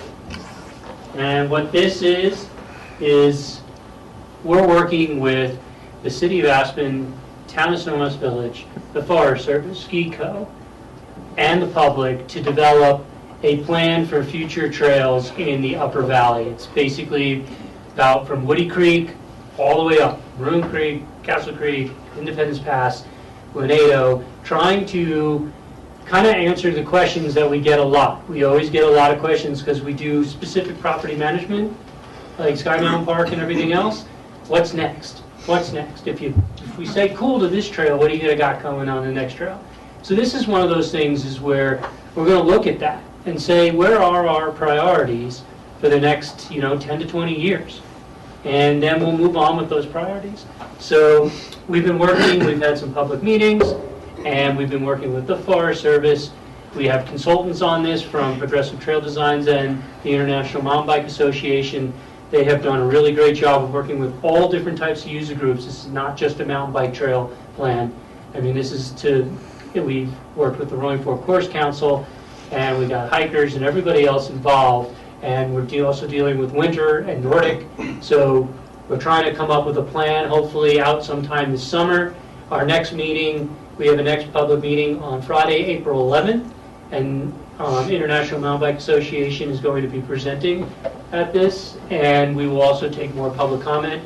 And what we're going to do is tape that presentation, put it on our local TV stations, and try to solicit more public comment through time. Do a quick one on the online mapping. This is going to be a really, really cool thing, and it's a public-private partnership that is enabling this to happen. And basically, what we're going to have is an online map, and you're also going to be able to do this on your cell phones and smartphones, and you'll be able to have a map of our entire system, from parking lots to trails that handle equestrian or mountain biking or whatever, and you'll be able to add Nordic too, and you'll be able to see all of that at the real time where you're at on either, you can go on the website and plot your plans and try to figure out where you want to go, or it will be a mobile app that will be able to take out into the field. If you have self-service, you'll be able to download the maps right there. But if you're going outside of self-service, you can actually download the maps onto your phone, so then you can use them with your GPS on your phone in the areas without cell. So this is going to be really, really awesome. And the goal is to have it going live this summer. So we'll be doing some beta testing in a little bit. Sky Mountain Park, we're still implementing this plan. This year we've got two main projects going on at Sky Mountain Park. The two main projects is the trail that we're calling the Deadline Trail. It's off of the Snowmass Village side, and it was part of the main project to kind of create a loop within the Highline and Lowline trails. And so it's going to be a really cool project. We actually got grant funding to help us with that, and so that'll be really good. We'll get that going this spring. And then one of the big things is we're really starting up our habitat improvement projects this summer, and we're going to do a lot of outreach and education to show people what we're doing it, why we're doing it, where we're doing it. But it will be visible, and it's kind of what we did on Smuggler Mountain. And we put that one, that couldn't have been any more in your face and with the right next to people and everything else, kind of showing that was some fire mitigation and habitat improvement, where this will be kind of the same, but it's more for habitat improvement, where we're going to do a mastication project, and it's going to just kind of reset the clock on the mountain shrub community up there. So look for more information coming on that one. It's going to be really cool on that. Roaring Fork Gorge Management Plan, you guys know this one really well. And so basically, on this Roaring Fork Gorge Management Plan, we're going to start the implementation process. So we're going to be looking at the phase 1 of the Rio Grande, and that's from the Claim Flats to about where the gorge starts to narrow. We're going to be doing the multi-surface trail through there. We're also going to be, we're right now in the feasibility and engineering of the Stein Bridge rehab. We have some major issues with the abutments there, so we're going to be working on that connection, and we're going to be working on with the City of Aspen on how we're going to connect Burlingame and the ABC to all of this. So that will be happening this summer too, and then we're going to potentially look at a connector to Jaffe Park that has a little better grades and potentially a paved connection, and we'll see if that's feasible to do this year, or we might postpone that to 2015. And North Star. As many of you know, we do have a ton of use going on the rivers on North Star. And so, there's a great shot of North Star overall. And we did the management plan about 13 years ago. A lot has changed out there. And the great thing is I think we have also gotten some, community support for the basics of amenities that we have out there. But we need to relook at this from a riparian and, river, floodplain, and wetland view. But we also need to look at this in a user view. The reason why I put the map, this picture up here, is because we also want to include James A. Smith North Star into North Star, and then also work with ACES on their 60 acres. And then you basically have all of a sudden over a 350-acre piece of property with a significant amount of the Roaring Fork River in there. And then we can make some really, big idea changes and potential projects for the future years, because it's about time to really look at the river and see what else we want to do in that area and to study it a little bit more. And then we have to deal with the users on that. Yeah. One quick comment before you leave the North Star plan. I think it's going to be really important to work with John Ely and the Healthy Rivers and Stream Board, just because of the potential of another 20% diversions from the upper Roaring Fork, and the water levels may be very different. The state is developing the Colorado Water Plan right now, and that draft will be out by November, but you may well come up with data that helps us support the non-consumptive needs within that stretch. And so I would definitely coordinate early on that project. Good point.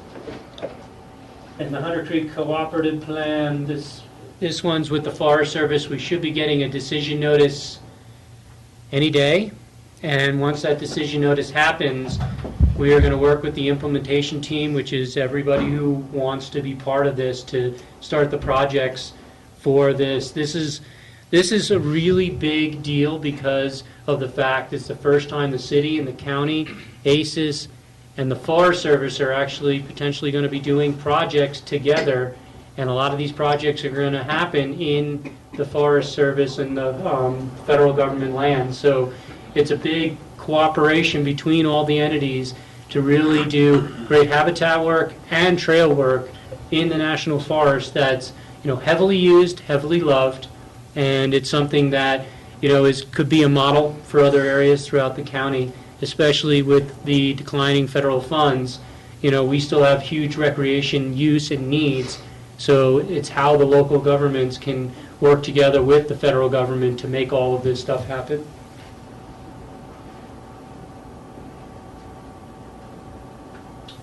Just a quick one, our sign standards. We're not making huge changes, but we are doing our sign standards update, and it's one of those things that it's not going to be a huge change from what you see out there, but it's going to be kind of a refresh. We're refreshing our logo a little bit so it's easier to read, and we're going to really have a more coordinated sign system so we can do better with the special events. They have a place to put their signs, and you're going to have a consistent amount of signs and a consistent type of signs throughout our whole system. And we're working with the town of Snohomish Village and the city of Aspen to coordinate all of this stuff. So that's going to be a good one. You'll start seeing the new signs coming out. This one. Here's another awesome project that has taken many, many years to happen, but Elk Park the RFP is out for part of Elk Park, so we are on pace to get Elk Park reconstructed this summer. And so we're going to work really hard to, make this a reality. And it's exciting because the community in Redstone has been an active participant, and they're really excited about seeing a whole-scale change here, and that will really help their community attract more people, and it'll really help give the information for that entire area. So Elk Park, you can see, that was us taking down that old cabin. But yeah, all the depot designs and the site plans and everything else is on here. And then the next one's the Lindsay parcel. And these are the Lindsay parcel, as you can see up there. It's a parcel that the city and the county bought, and Right now, we're finishing the management planning for that, and one of the goals in the management plan is to look at a recreation connection between kind of the Lanny White Trail and Hunter Creek to do something, more sustainable, more at lower grade to connect to the upper Hunter Creek Valley. You have this incredibly flat, beautiful area up here, and we don't have the greatest ways to get to it. They're really steep, and and right now, one of the ideas is potentially look at that. But we're going to be working with our partners, Aspen Valley Land Trust and the city, to see what the feasibility of that whole thing will be. You already know about the special events and capacity study. We went over that a ton. So with that, basically, that's a majority of what we'll be working on this summer. And it's, it's kind of one of those great things. We're excited to get these things going. We have the public that's really excited too. Great. Yeah, Rachel. One last comment as well. On the signage program, I hope you'll take the time to look at whether there's a few appropriate places for some historical context, history type of thing for the users of the trail. I noted that Garfield County has started a very significant program of identifying historic landmarks, or where did the Rio Grande Trail come from, when was the railroad started, or some of those kind of placemaker history type of signages, I think, can really enhance the experience of the users. And this is just our basic signs. Mm-hmm. The next step is to do a total interpretive look at the Rio Grande and other trails and all our properties, because that's kind of the next step, is to really get into the interpretation. North Star started that. We have some interpretation out there. When we do the specific management plans for the properties, it's got to be part of that thing, and so we definitely will. Thank you. All right. You want to go over anything else, or should we adjourn? Well, I'd just close by thanking the two boards for the meeting, and we're having a good time. We're busy, and sorry, Rob, but staff's busy, and We'll be able to make it up, I think. we like what we're up to, and we appreciate being able to share it with everyone and make sure the two boards are. I don't know why you said sorry, Rob. Oh, I was Running over commenting on Oh. the busy the word busy from the prior discussion. I see. Teasing, but- What does busy mean relative to That's what Trust me, you that's what guys are busy busy. That's what busy means. You guys got a lot going on and a lot of good work. So as the chair of the BOCC, I'd like to thank the Open Space and Trails Board, all the Open Space and Trails staff. You've done a tremendous job over the years, and obviously you're pushing forward full steam with a lot of other really, really good projects and good work. You have tremendous work, so. Thank you. All right. With that, we'll adjourn. Thank everybody. Thank you. Thank you. Thank you. For the board, I'm going to adjourn our special meeting. And we're also going to take a 15-minute break here. We're about 15 minutes behind schedule in our agenda. So, but we do have a short agenda before we go on a site visit. 1:15? So 1:15 back. Okay, thank you, Rob.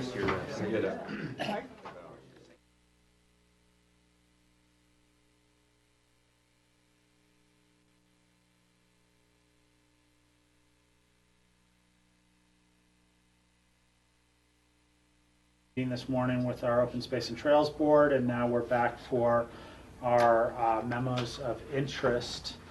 The first item up is a addition to our fleet out at the airport. So I don't know who wants to come. Dustin, come present it. Yeah, Phil's. Yeah.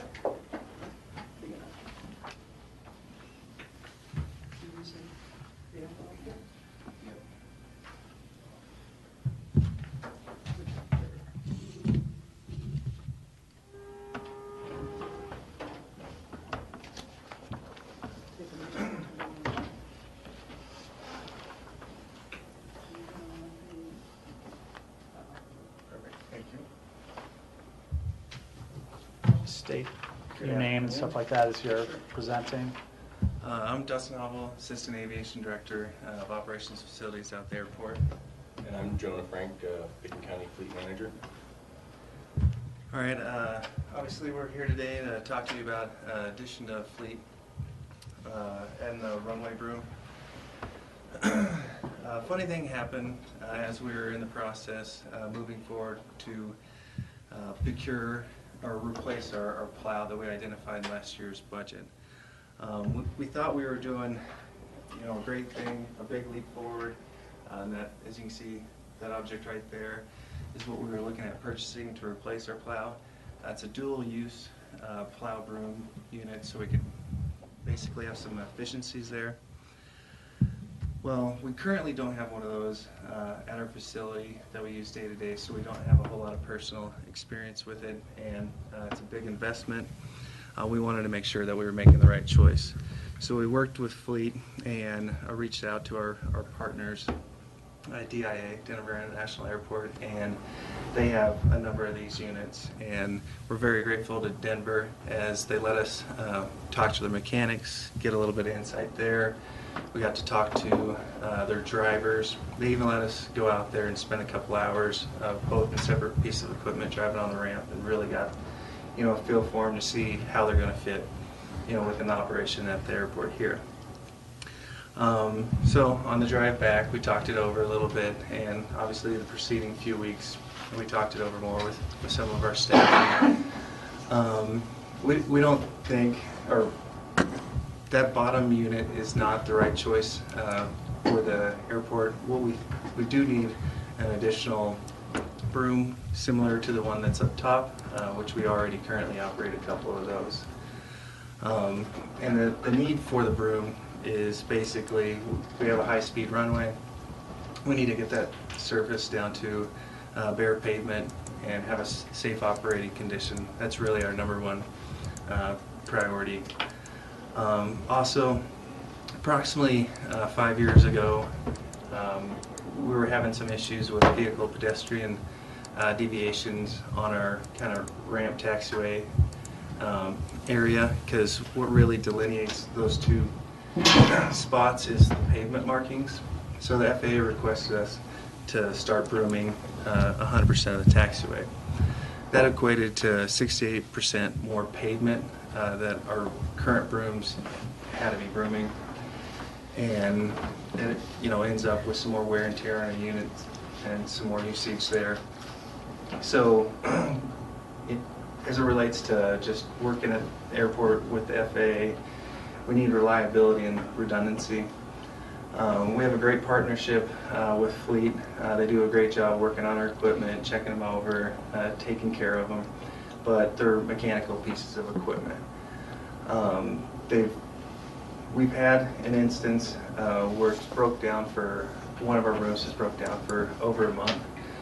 That was primarily due to the amount of time it takes to get parts, but obviously they had to tear it down and put it back together to get it back in operation, and that can have a huge impact on the airport, and we could potentially end up losing some commercial flights because of it. So that's the main reasons for the need. Obviously, we need to talk to you about the financial impacts that adding another broom to the fleet would do.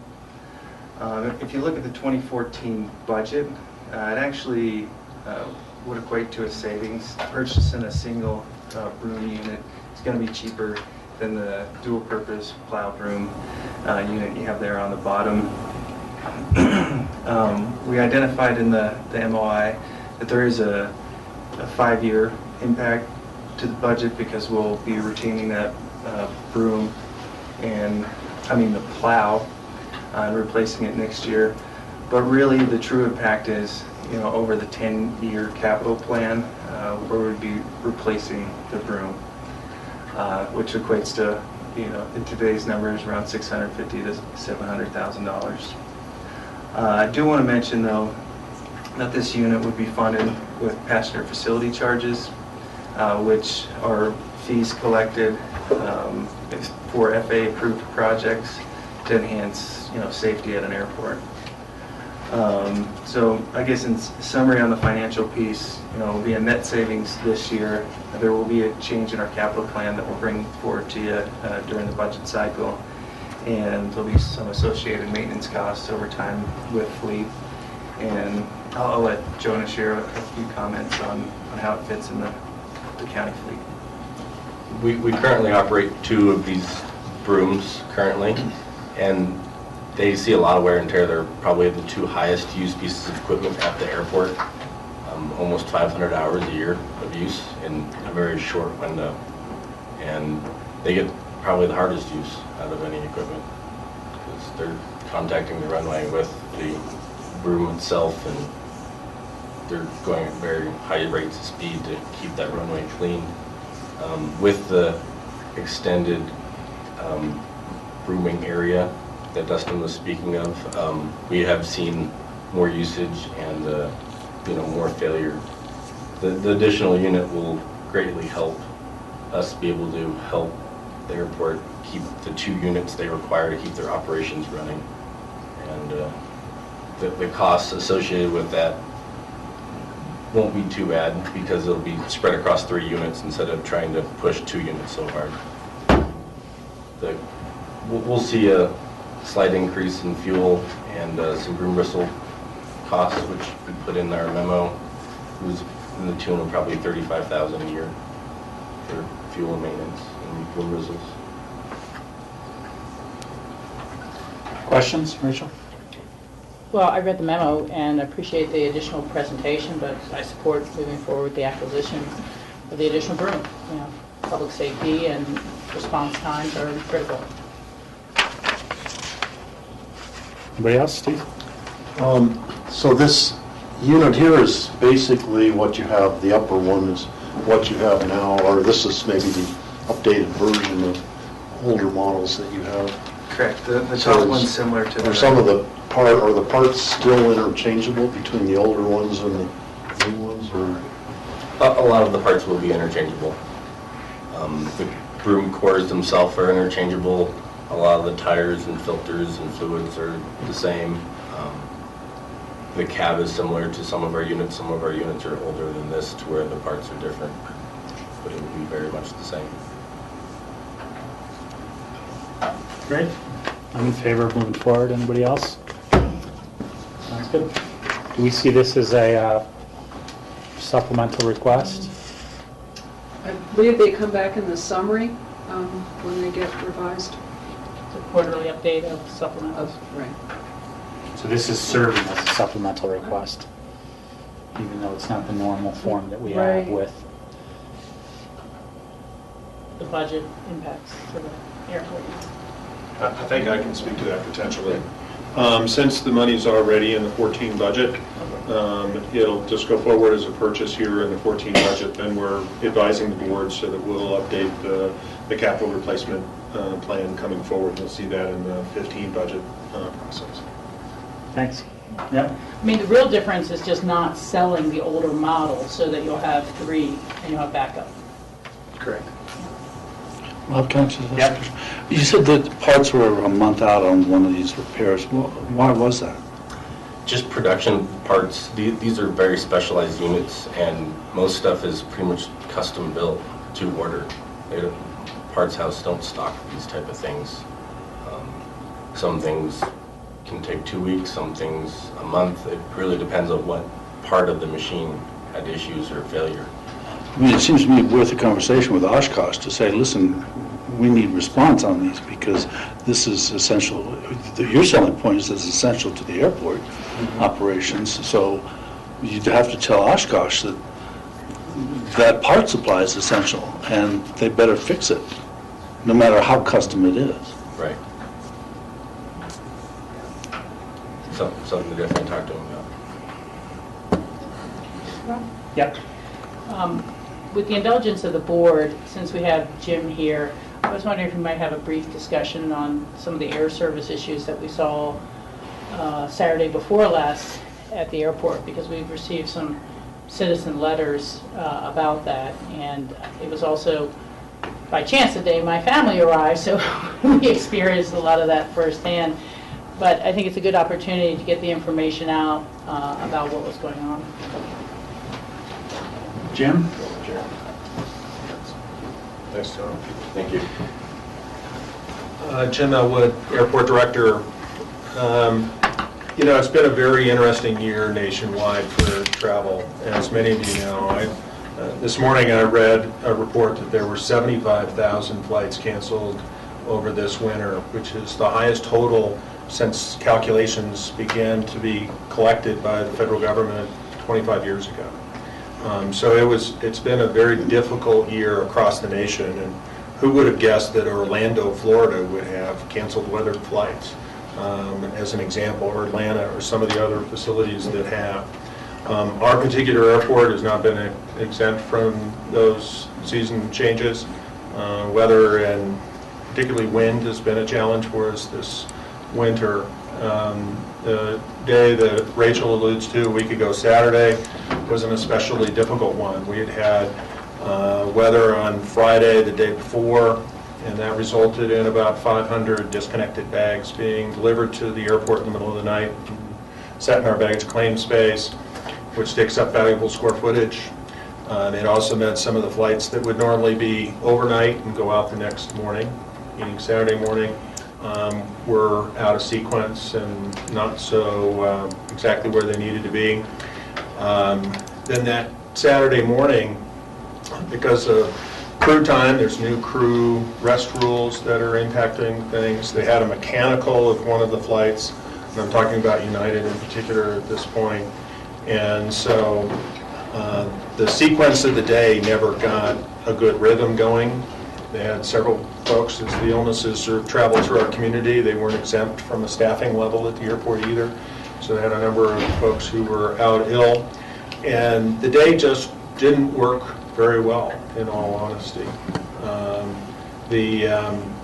It turned out to be a sequence where we had airplanes parked on the de-ice pad. There were some folks who waited almost 90 minutes to get off the airplane after arrival. They had trouble getting folks out of the gate. Airplanes pushed out away from the terminal building and back in the air. So there was just kind of challenges at all levels. We had to shut the security checkpoint down twice because we'd reached the fire code capacity of the secured hold space, which is 316 people.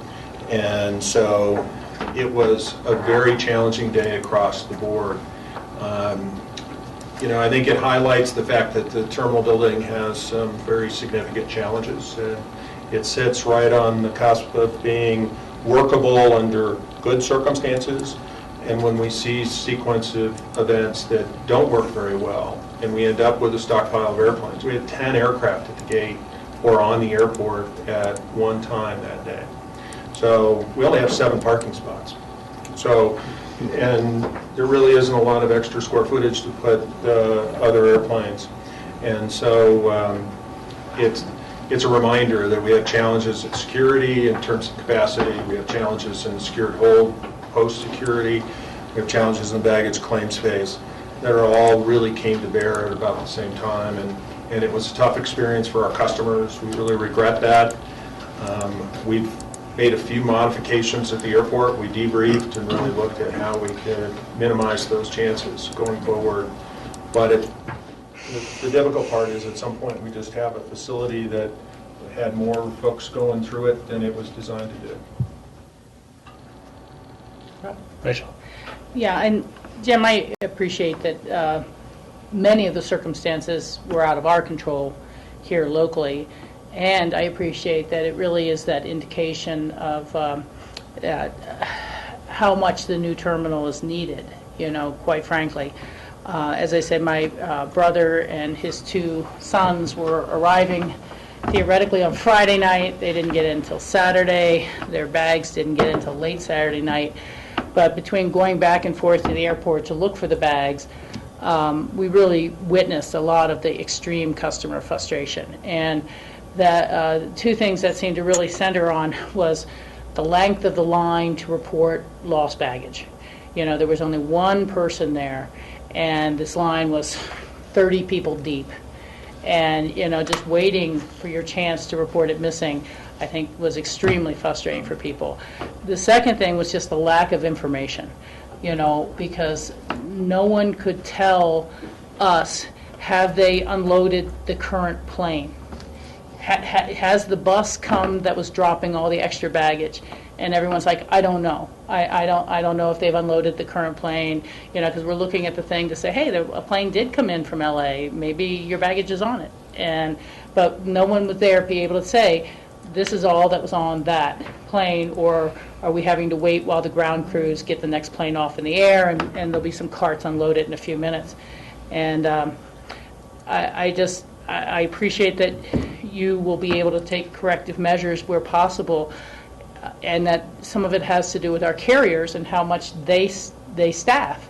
Do they staff for the extra busy weekends, or do they have people on call that they can bring in, or how do they deal with it? Frankly, all the personnel there maintained a great sense of calm in the face of really being slammed, but it didn't help alleviate, just that total lack of information of what had been unloaded, what hadn't been unloaded, and things like that. Yeah, I totally respect where you're coming from, Rachel, and we've had some internal discussions about, what kind of role that we could as airport staff and county staff be able to help support the customers getting what they need. We're going to continue to look at that. I wouldn't be shocked if I were all of you if you see some changes in the airport budget for 15, if we think there's a way for us to be able to make a difference, not unlike what we did with the customer service program through the chamber. So all ideas are going to be on the table. We have made some changes, by the way, in how the bag belts are being utilized in the baggage claim space, which I think has been well received in the first few days. The communication piece, I'll come back to that for a moment. It's one of those that the chaos of the moment, and I almost hesitate to use that word, but I think it's as accurate as any. You're so busy trying to deal with the moment in front of you that the other moments that really relate to the customer experience get lost, and they get kind of pushed back. There were 8 people working their tails off on the ramp trying to get airplanes. There were pilots throwing bags to help get airplanes moving and going where they need to be. And if many of you know pilots like that, commercial pilots don't do that real often. So they understood the importance of the moment. And I think we need to continue to work on communication, but I think they just got absorbed in the moment. It was very difficult for them. And we need to find a way to help them, either through facility enhancements or extra support in some manner. And we're going to look for that. The first thing we say to the airlines is, how can we help? Because we know that directly changes and turns into a customer experience shift. So that's our focus at the airport. It struck me that maybe the information boards that we do have up, where it says on time, delayed, status, or whatever, could also have a new column that says unloaded. Hey, check, it has been emptied, it's all in there, whatever we had, it's in there now, and let people know that. Well, there's a way for the airlines to add to the scroll that goes across the bottom of those screens. Yeah. And be able to add details. We'll work on seeing how we can help them with some of those issues. There were more airplanes than the physical plant could handle, and sure. And we need to also kind of fix how we're going to make flow happen, because that's really the gridlock. Once it settled in, it was very difficult to recover from. Thank you. Thank you all for dealing with a difficult day. Thanks. Thank you.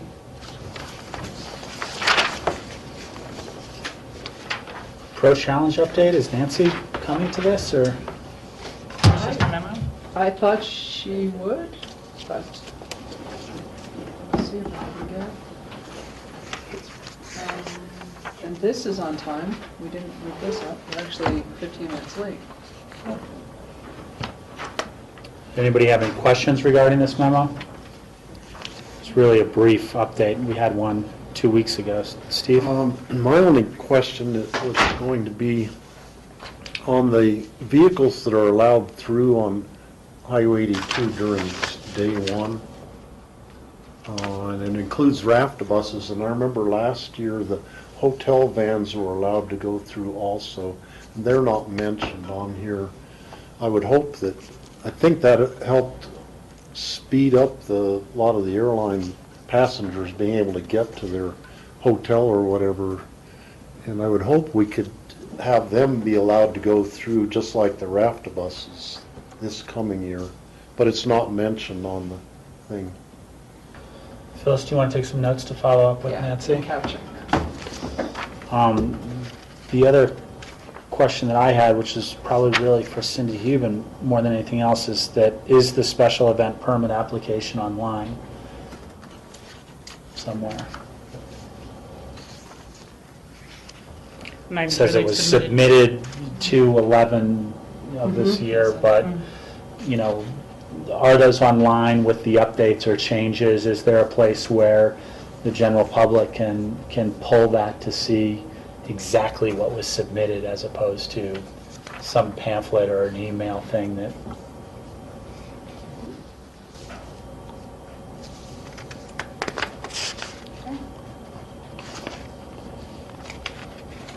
And the plan this year was to have bi-weekly or every 2-week little memos about this. And I don't know if the board has any comments on what they would like to see in these bi-weekly things. We've got 5 months before we actually see this event, so it's a lot of reports if we're doing it bi-weekly. Do we want to see these just if there are major changes or major information to do, or do we want to continue doing them bi-weekly? Well, I think it should be bi-weekly until we actually know what the routes are.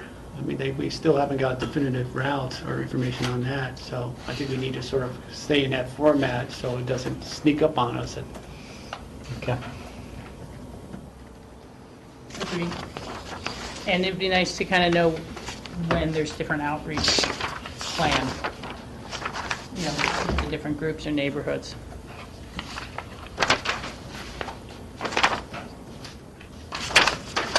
Great. The next two things are just kind of thank you letters, the Thompson Divide and Huts for Vets. Yeah. Just out of curiosity, Rob, did you get all of these individual emails on your own email? Yes. Like we all got them all on the previous one? On the previous one, we got it, and it sounded like they were just kind of sending our emails out and saying, thank these people. So I probably got 20 emails that were identical, so I'm not sure that it was every one of these individuals, but it was a lot of them. Well, this is a better way to deliver it to us, but if you still got all the same exact message from that many people, it kind of gets annoying, I think. And I don't know if this came through Wilderness Workshop again or Thompson Divide Coalition or something, but I think they said thank your commissioners, and here's their email addresses. So I think we can only control what we can control, but yeah. Yeah, but I think it really is an overuse of the email system. Yeah. Where we can send out a form letter by 50 people, and so I agree with Steve. It gets kind of burdensome, and I think we should tell Wilderness Workshop that we deeply appreciate their membership and stuff, but you know, if everybody thanked us with 100 letters, we'd be screwed. Yeah, I agree. At the same time, you know, I get emails all the time saying, write your congressman on this, write your president on this. And the whole point of that is to Build have backs. hundreds and hundreds of thousands of people write letters to their congressman or commissioner. So we can tell them, yeah, but they're trying to do their thing. George? Well, actually, two things. One, I think it's nice when I get a thank you. Yeah. I don't get thank yous that often. Usually it's other emails.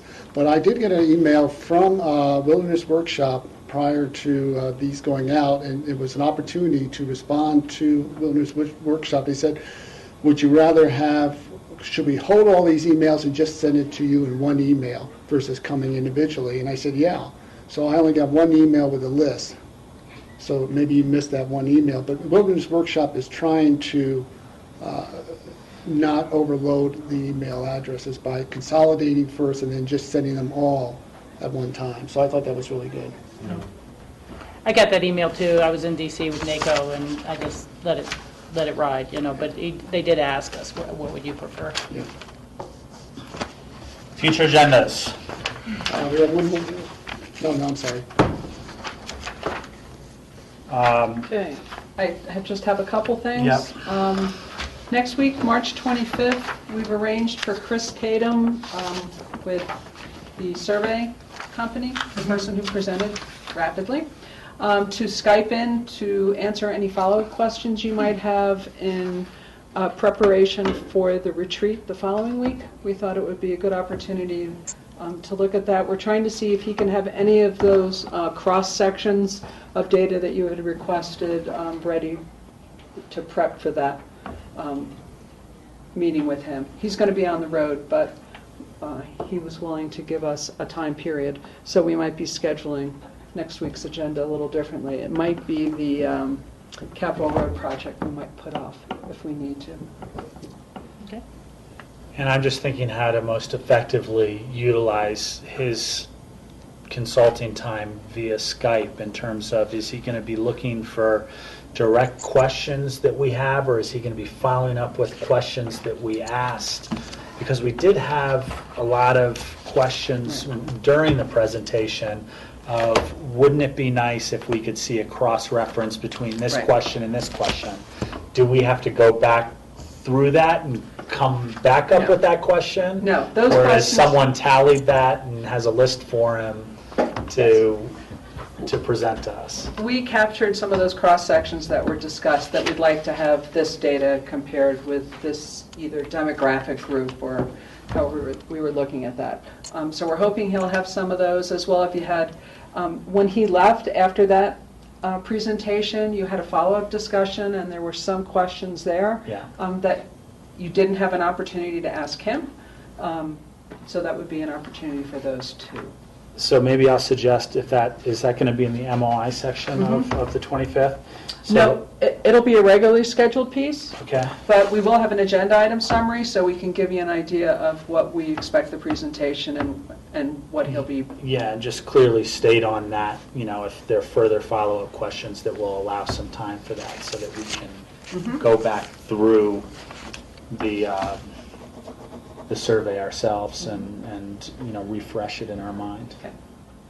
That would be helpful. Other things on future agenda, Phyllis? I have a draft of your board retreat agenda.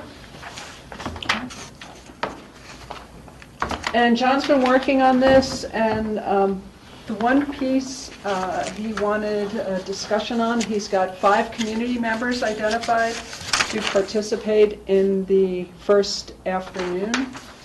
Mike Kaplan, Dan Bonk, Scott Fitzwilliams, Alan Fletcher, and B.J. Adams. And to help maybe with that conversation, is there anything you would like us to provide them with as far as giving them direction on what kind of feedback you'd like to get from them as part of this presentation? We left it really open-ended last time, and we weren't sure if you got what you were looking for. Rachel? Well, I think all of them should be provided a copy of the community survey that we've just gotten back as background information. And then, at least from my perspective, I'm interested in kind of long-range view. Where do they see trends going? Where do they see economy going? Where do they see, from either their visitors, their guests, or their contacts? So long range is my instinct. George? I think we also talked about giving them our strategic plan so they see what we're currently prioritizing as initiatives, and so they understand that and they may have some input and feedback as well. Michael? Yeah, I mean, each of these people represents a different sector deeply invested in the community, and so I'd like to know why? Why are they so deeply invested in the community?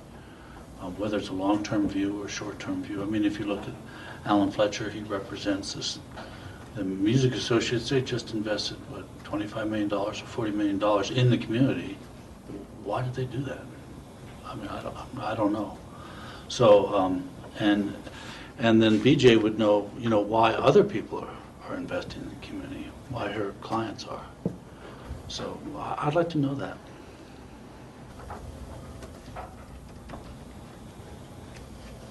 Other thoughts on the 2-day agenda for our retreat?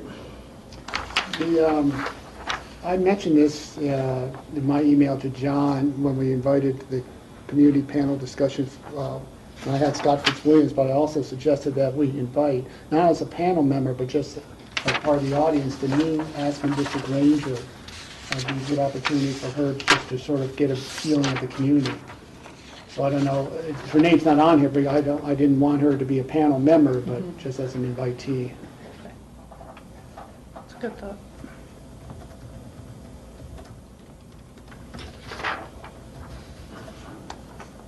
John's thought was that the five's a good number for that presentation, for that part of the program.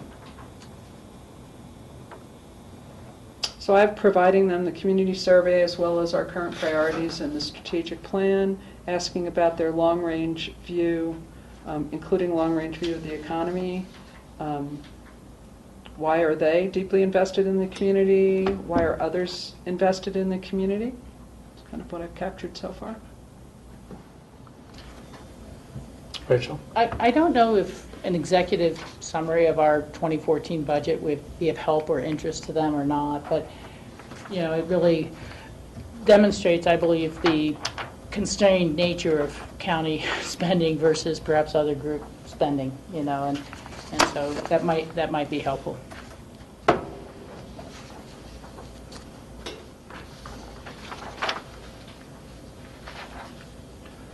Other thoughts?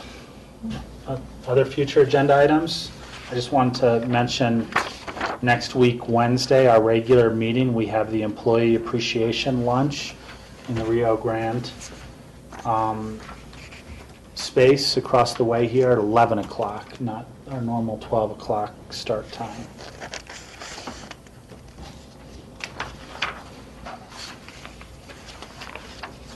And also at that time, we have the Spotlight of the Year presentation, as long as we'll recognize the Spotlight winners, people that did something special during the year, representing the months, and then there'll be a proclamation at the regular meeting.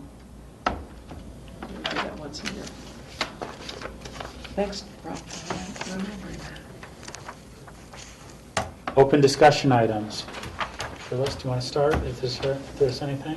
Oh, wait, Or Rachel? I'm sorry, you're a little too fast on. I'm sorry. I'm just double checking here. I have April 17th in my calendar as an EOTC meeting. Is that a regular EOTC meeting, or was that taking place by the That was an retreat? option for the retreat. Okay, so that's gone.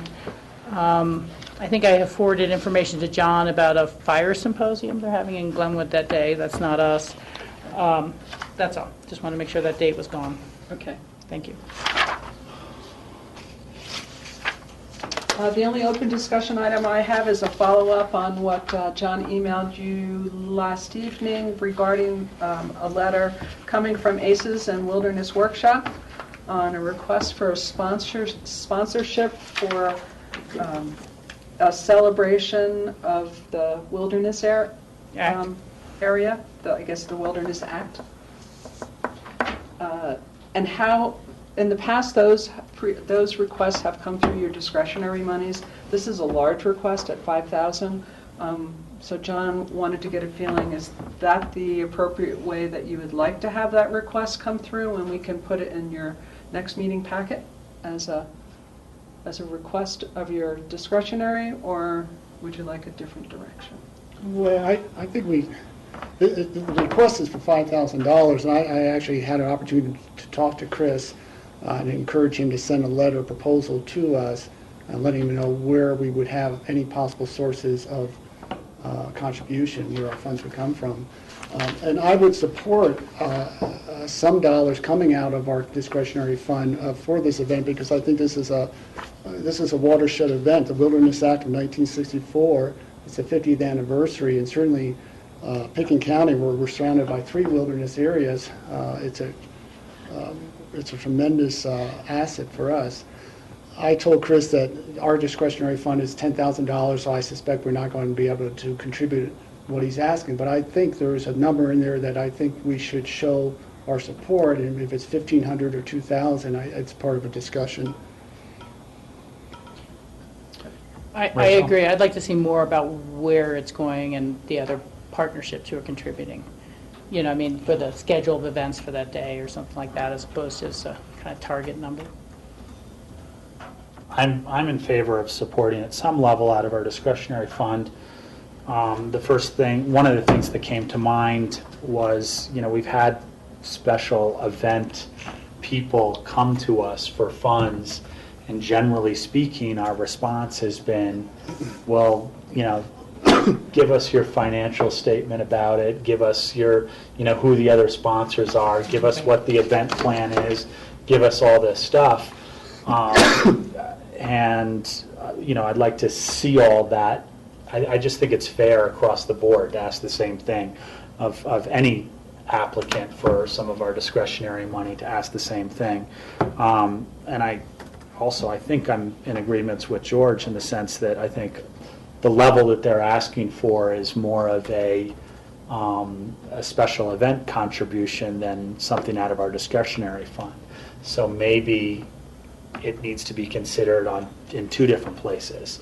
I mean, we did make the decision a couple of years ago to support special events with a small amount of our budget, mostly for reimbursing the sheriff's office for various things, but maybe that's how it gets worked into our budget a little bit, as opposed to fully out of our discretionary fund. So those were some of the things that came to mind when I thought about it. I'd agree with that.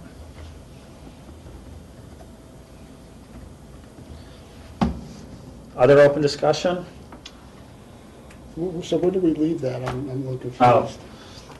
I think we left that as in requesting them to make a more formal request with some of that information, and for us to address at that time some options or some recommendations from staff as to what level of funding we should do from our discretionary fund, what other parts of our budget might we be able to allocate some funds from. That $50,000 piece that came into play about 2 years ago. I don't know exactly how that's worked into our budget. Normally when we have a big request out of our discretionary fund, we get a list of what we've spent our discretionary fund on in the last couple of years. So I think the recommendation is for staff to bring back a more comprehensive piece. But it seems like we're generally in favor of some level. Yeah, I guess my other question is, should it come in as an MOI, or would we want to invite the applicant to come in to answer any specific questions? Well, I would say it would be their choice if they want to come and present, if they want to contribute to an MOI and not be here for it. I mean, I think it's in their best interest to be here for it. Well, I'm sure they would want to be here. It's just a question whether we want to put that as part of an agenda item. I think given the magnitude of the request and knowing that we're going to dial it back a bit just because of our constrained budget, it would make sense for them to be able to talk to it, and it's a good chance to them to let the public know about it, you know. But I think that it's got to be something that I really want to see the other larger, what is the budget and who else is contributing, how, what are the events. Does that sound good? Yeah. Rachel? So we'll schedule that accordingly. I just had a question on this EOTC meeting coming up tomorrow.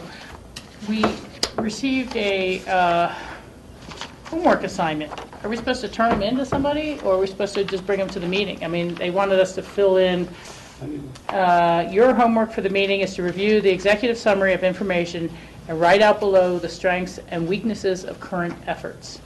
So I was just wondering, are we supposed to turn them in before then, or just I hand them think in at it's the to meeting? bring it tomorrow. Okay. I gave up on homework a long time ago. It's all up here. Okay, I'll just hold on to it till tomorrow, but I was just wondering. And then the other question, I guess, about the retreat tomorrow, I'm going to be leaving from the fire station to go down to Denver for the CCI meetings the next day. I'm sure Steve is doing something similar. Did anybody else want to carpool, or what is the availability of parking out at that fire station?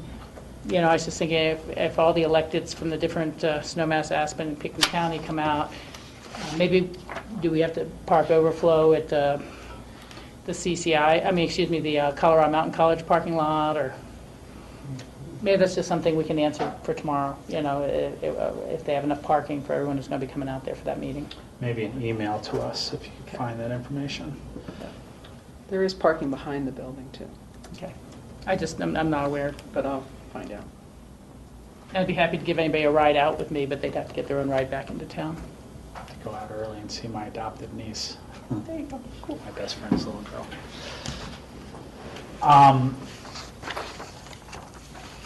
Any other open discussion? Rachel? I do have a really quick little update. I had just gotten it by email with from CCI. I think I've mentioned before that there are some longer range efforts to try to see if the payment in lieu of taxes can secure a permanent funding source. As you all know, it has been funded for 2014. It's worth about $1.3 million when fully funded to our county budget. It is to offset the public lands that do not pay property tax yet require services from the county. The effort has been to try to investigate whether the Land and Water Conservation Fund, which is funded through offshore oil and gas leases, it is authorized federally at an amount of $1 billion a year, but it's only been funded by Congress at about $300 million a year. And through the Western Interstate region of NACO and NACO as a whole, they've been trying to push this idea that maybe the Land and Water Conservation Fund, if fully funded, could then accommodate both PILT, secure rural schools, and the original purposes of the Land and Water Conservation Fund of buying properties and assisting with recreational amenities. It's probably still an uphill battle because a lot of the southern and coastal states are a little protective about that and think it's a fund only for their uses. But again, since it's only had 1/3 of the funding in which it's been authorized for, there might well be room for everyone's needs in there. And what's become really apparent is that as the federal government has been cutting back in these deficit errors, that the idea of going out and federally purchasing more land to be public open space when they already can't make their commitment to maintain the open space they have and the public lands they have, it's a real contradiction in terms. And so this could be a very nice solution. But I just got an email that one of the ranking House members who's going to be in charge of that sort of subcommittee is made some very favorable comments to the press. So he's very open at looking at it, and we might see some longer-term resolution of that. The problem with the annual appropriations is that then there has to be some sort of cut and offset somewhere else in the budget. And we've never wanted to pit PILT against community block grants for development or child care monies or anything like that. And so this would be a way to see it permanently funded with a secure source without needing an offset somewhere else in the budget. So we'll just keep you guys updated. Thanks. Phyllis, I noticed that we were supposed to have a site tour of Burlingame starting at 3. It's only 2 o'clock. Can we get hold of Jack Wheeler to try to... We did yesterday a couple of times, and the earliest you can do it is 3. All right. Yeah. It's unfortunate, but So we'll leave from the county building at 2:40. 2:40, okay, up front. He's going to be here at the 2:40 or... No, we're meeting him out there at 3. So we get in our car and drive out there? We have the Traverse to Oh, drive I out see. there. Okay, gotcha. And so it'll take 15 minutes. We'll have 5 minutes of extra leeway in that. And Yeah. we'll meet them out there at 3 o'clock. Okay, good. So thanks. 2:40 in front of the county building, and I'll grab the Traverse to take us out and back. Okay, perfect. Very good.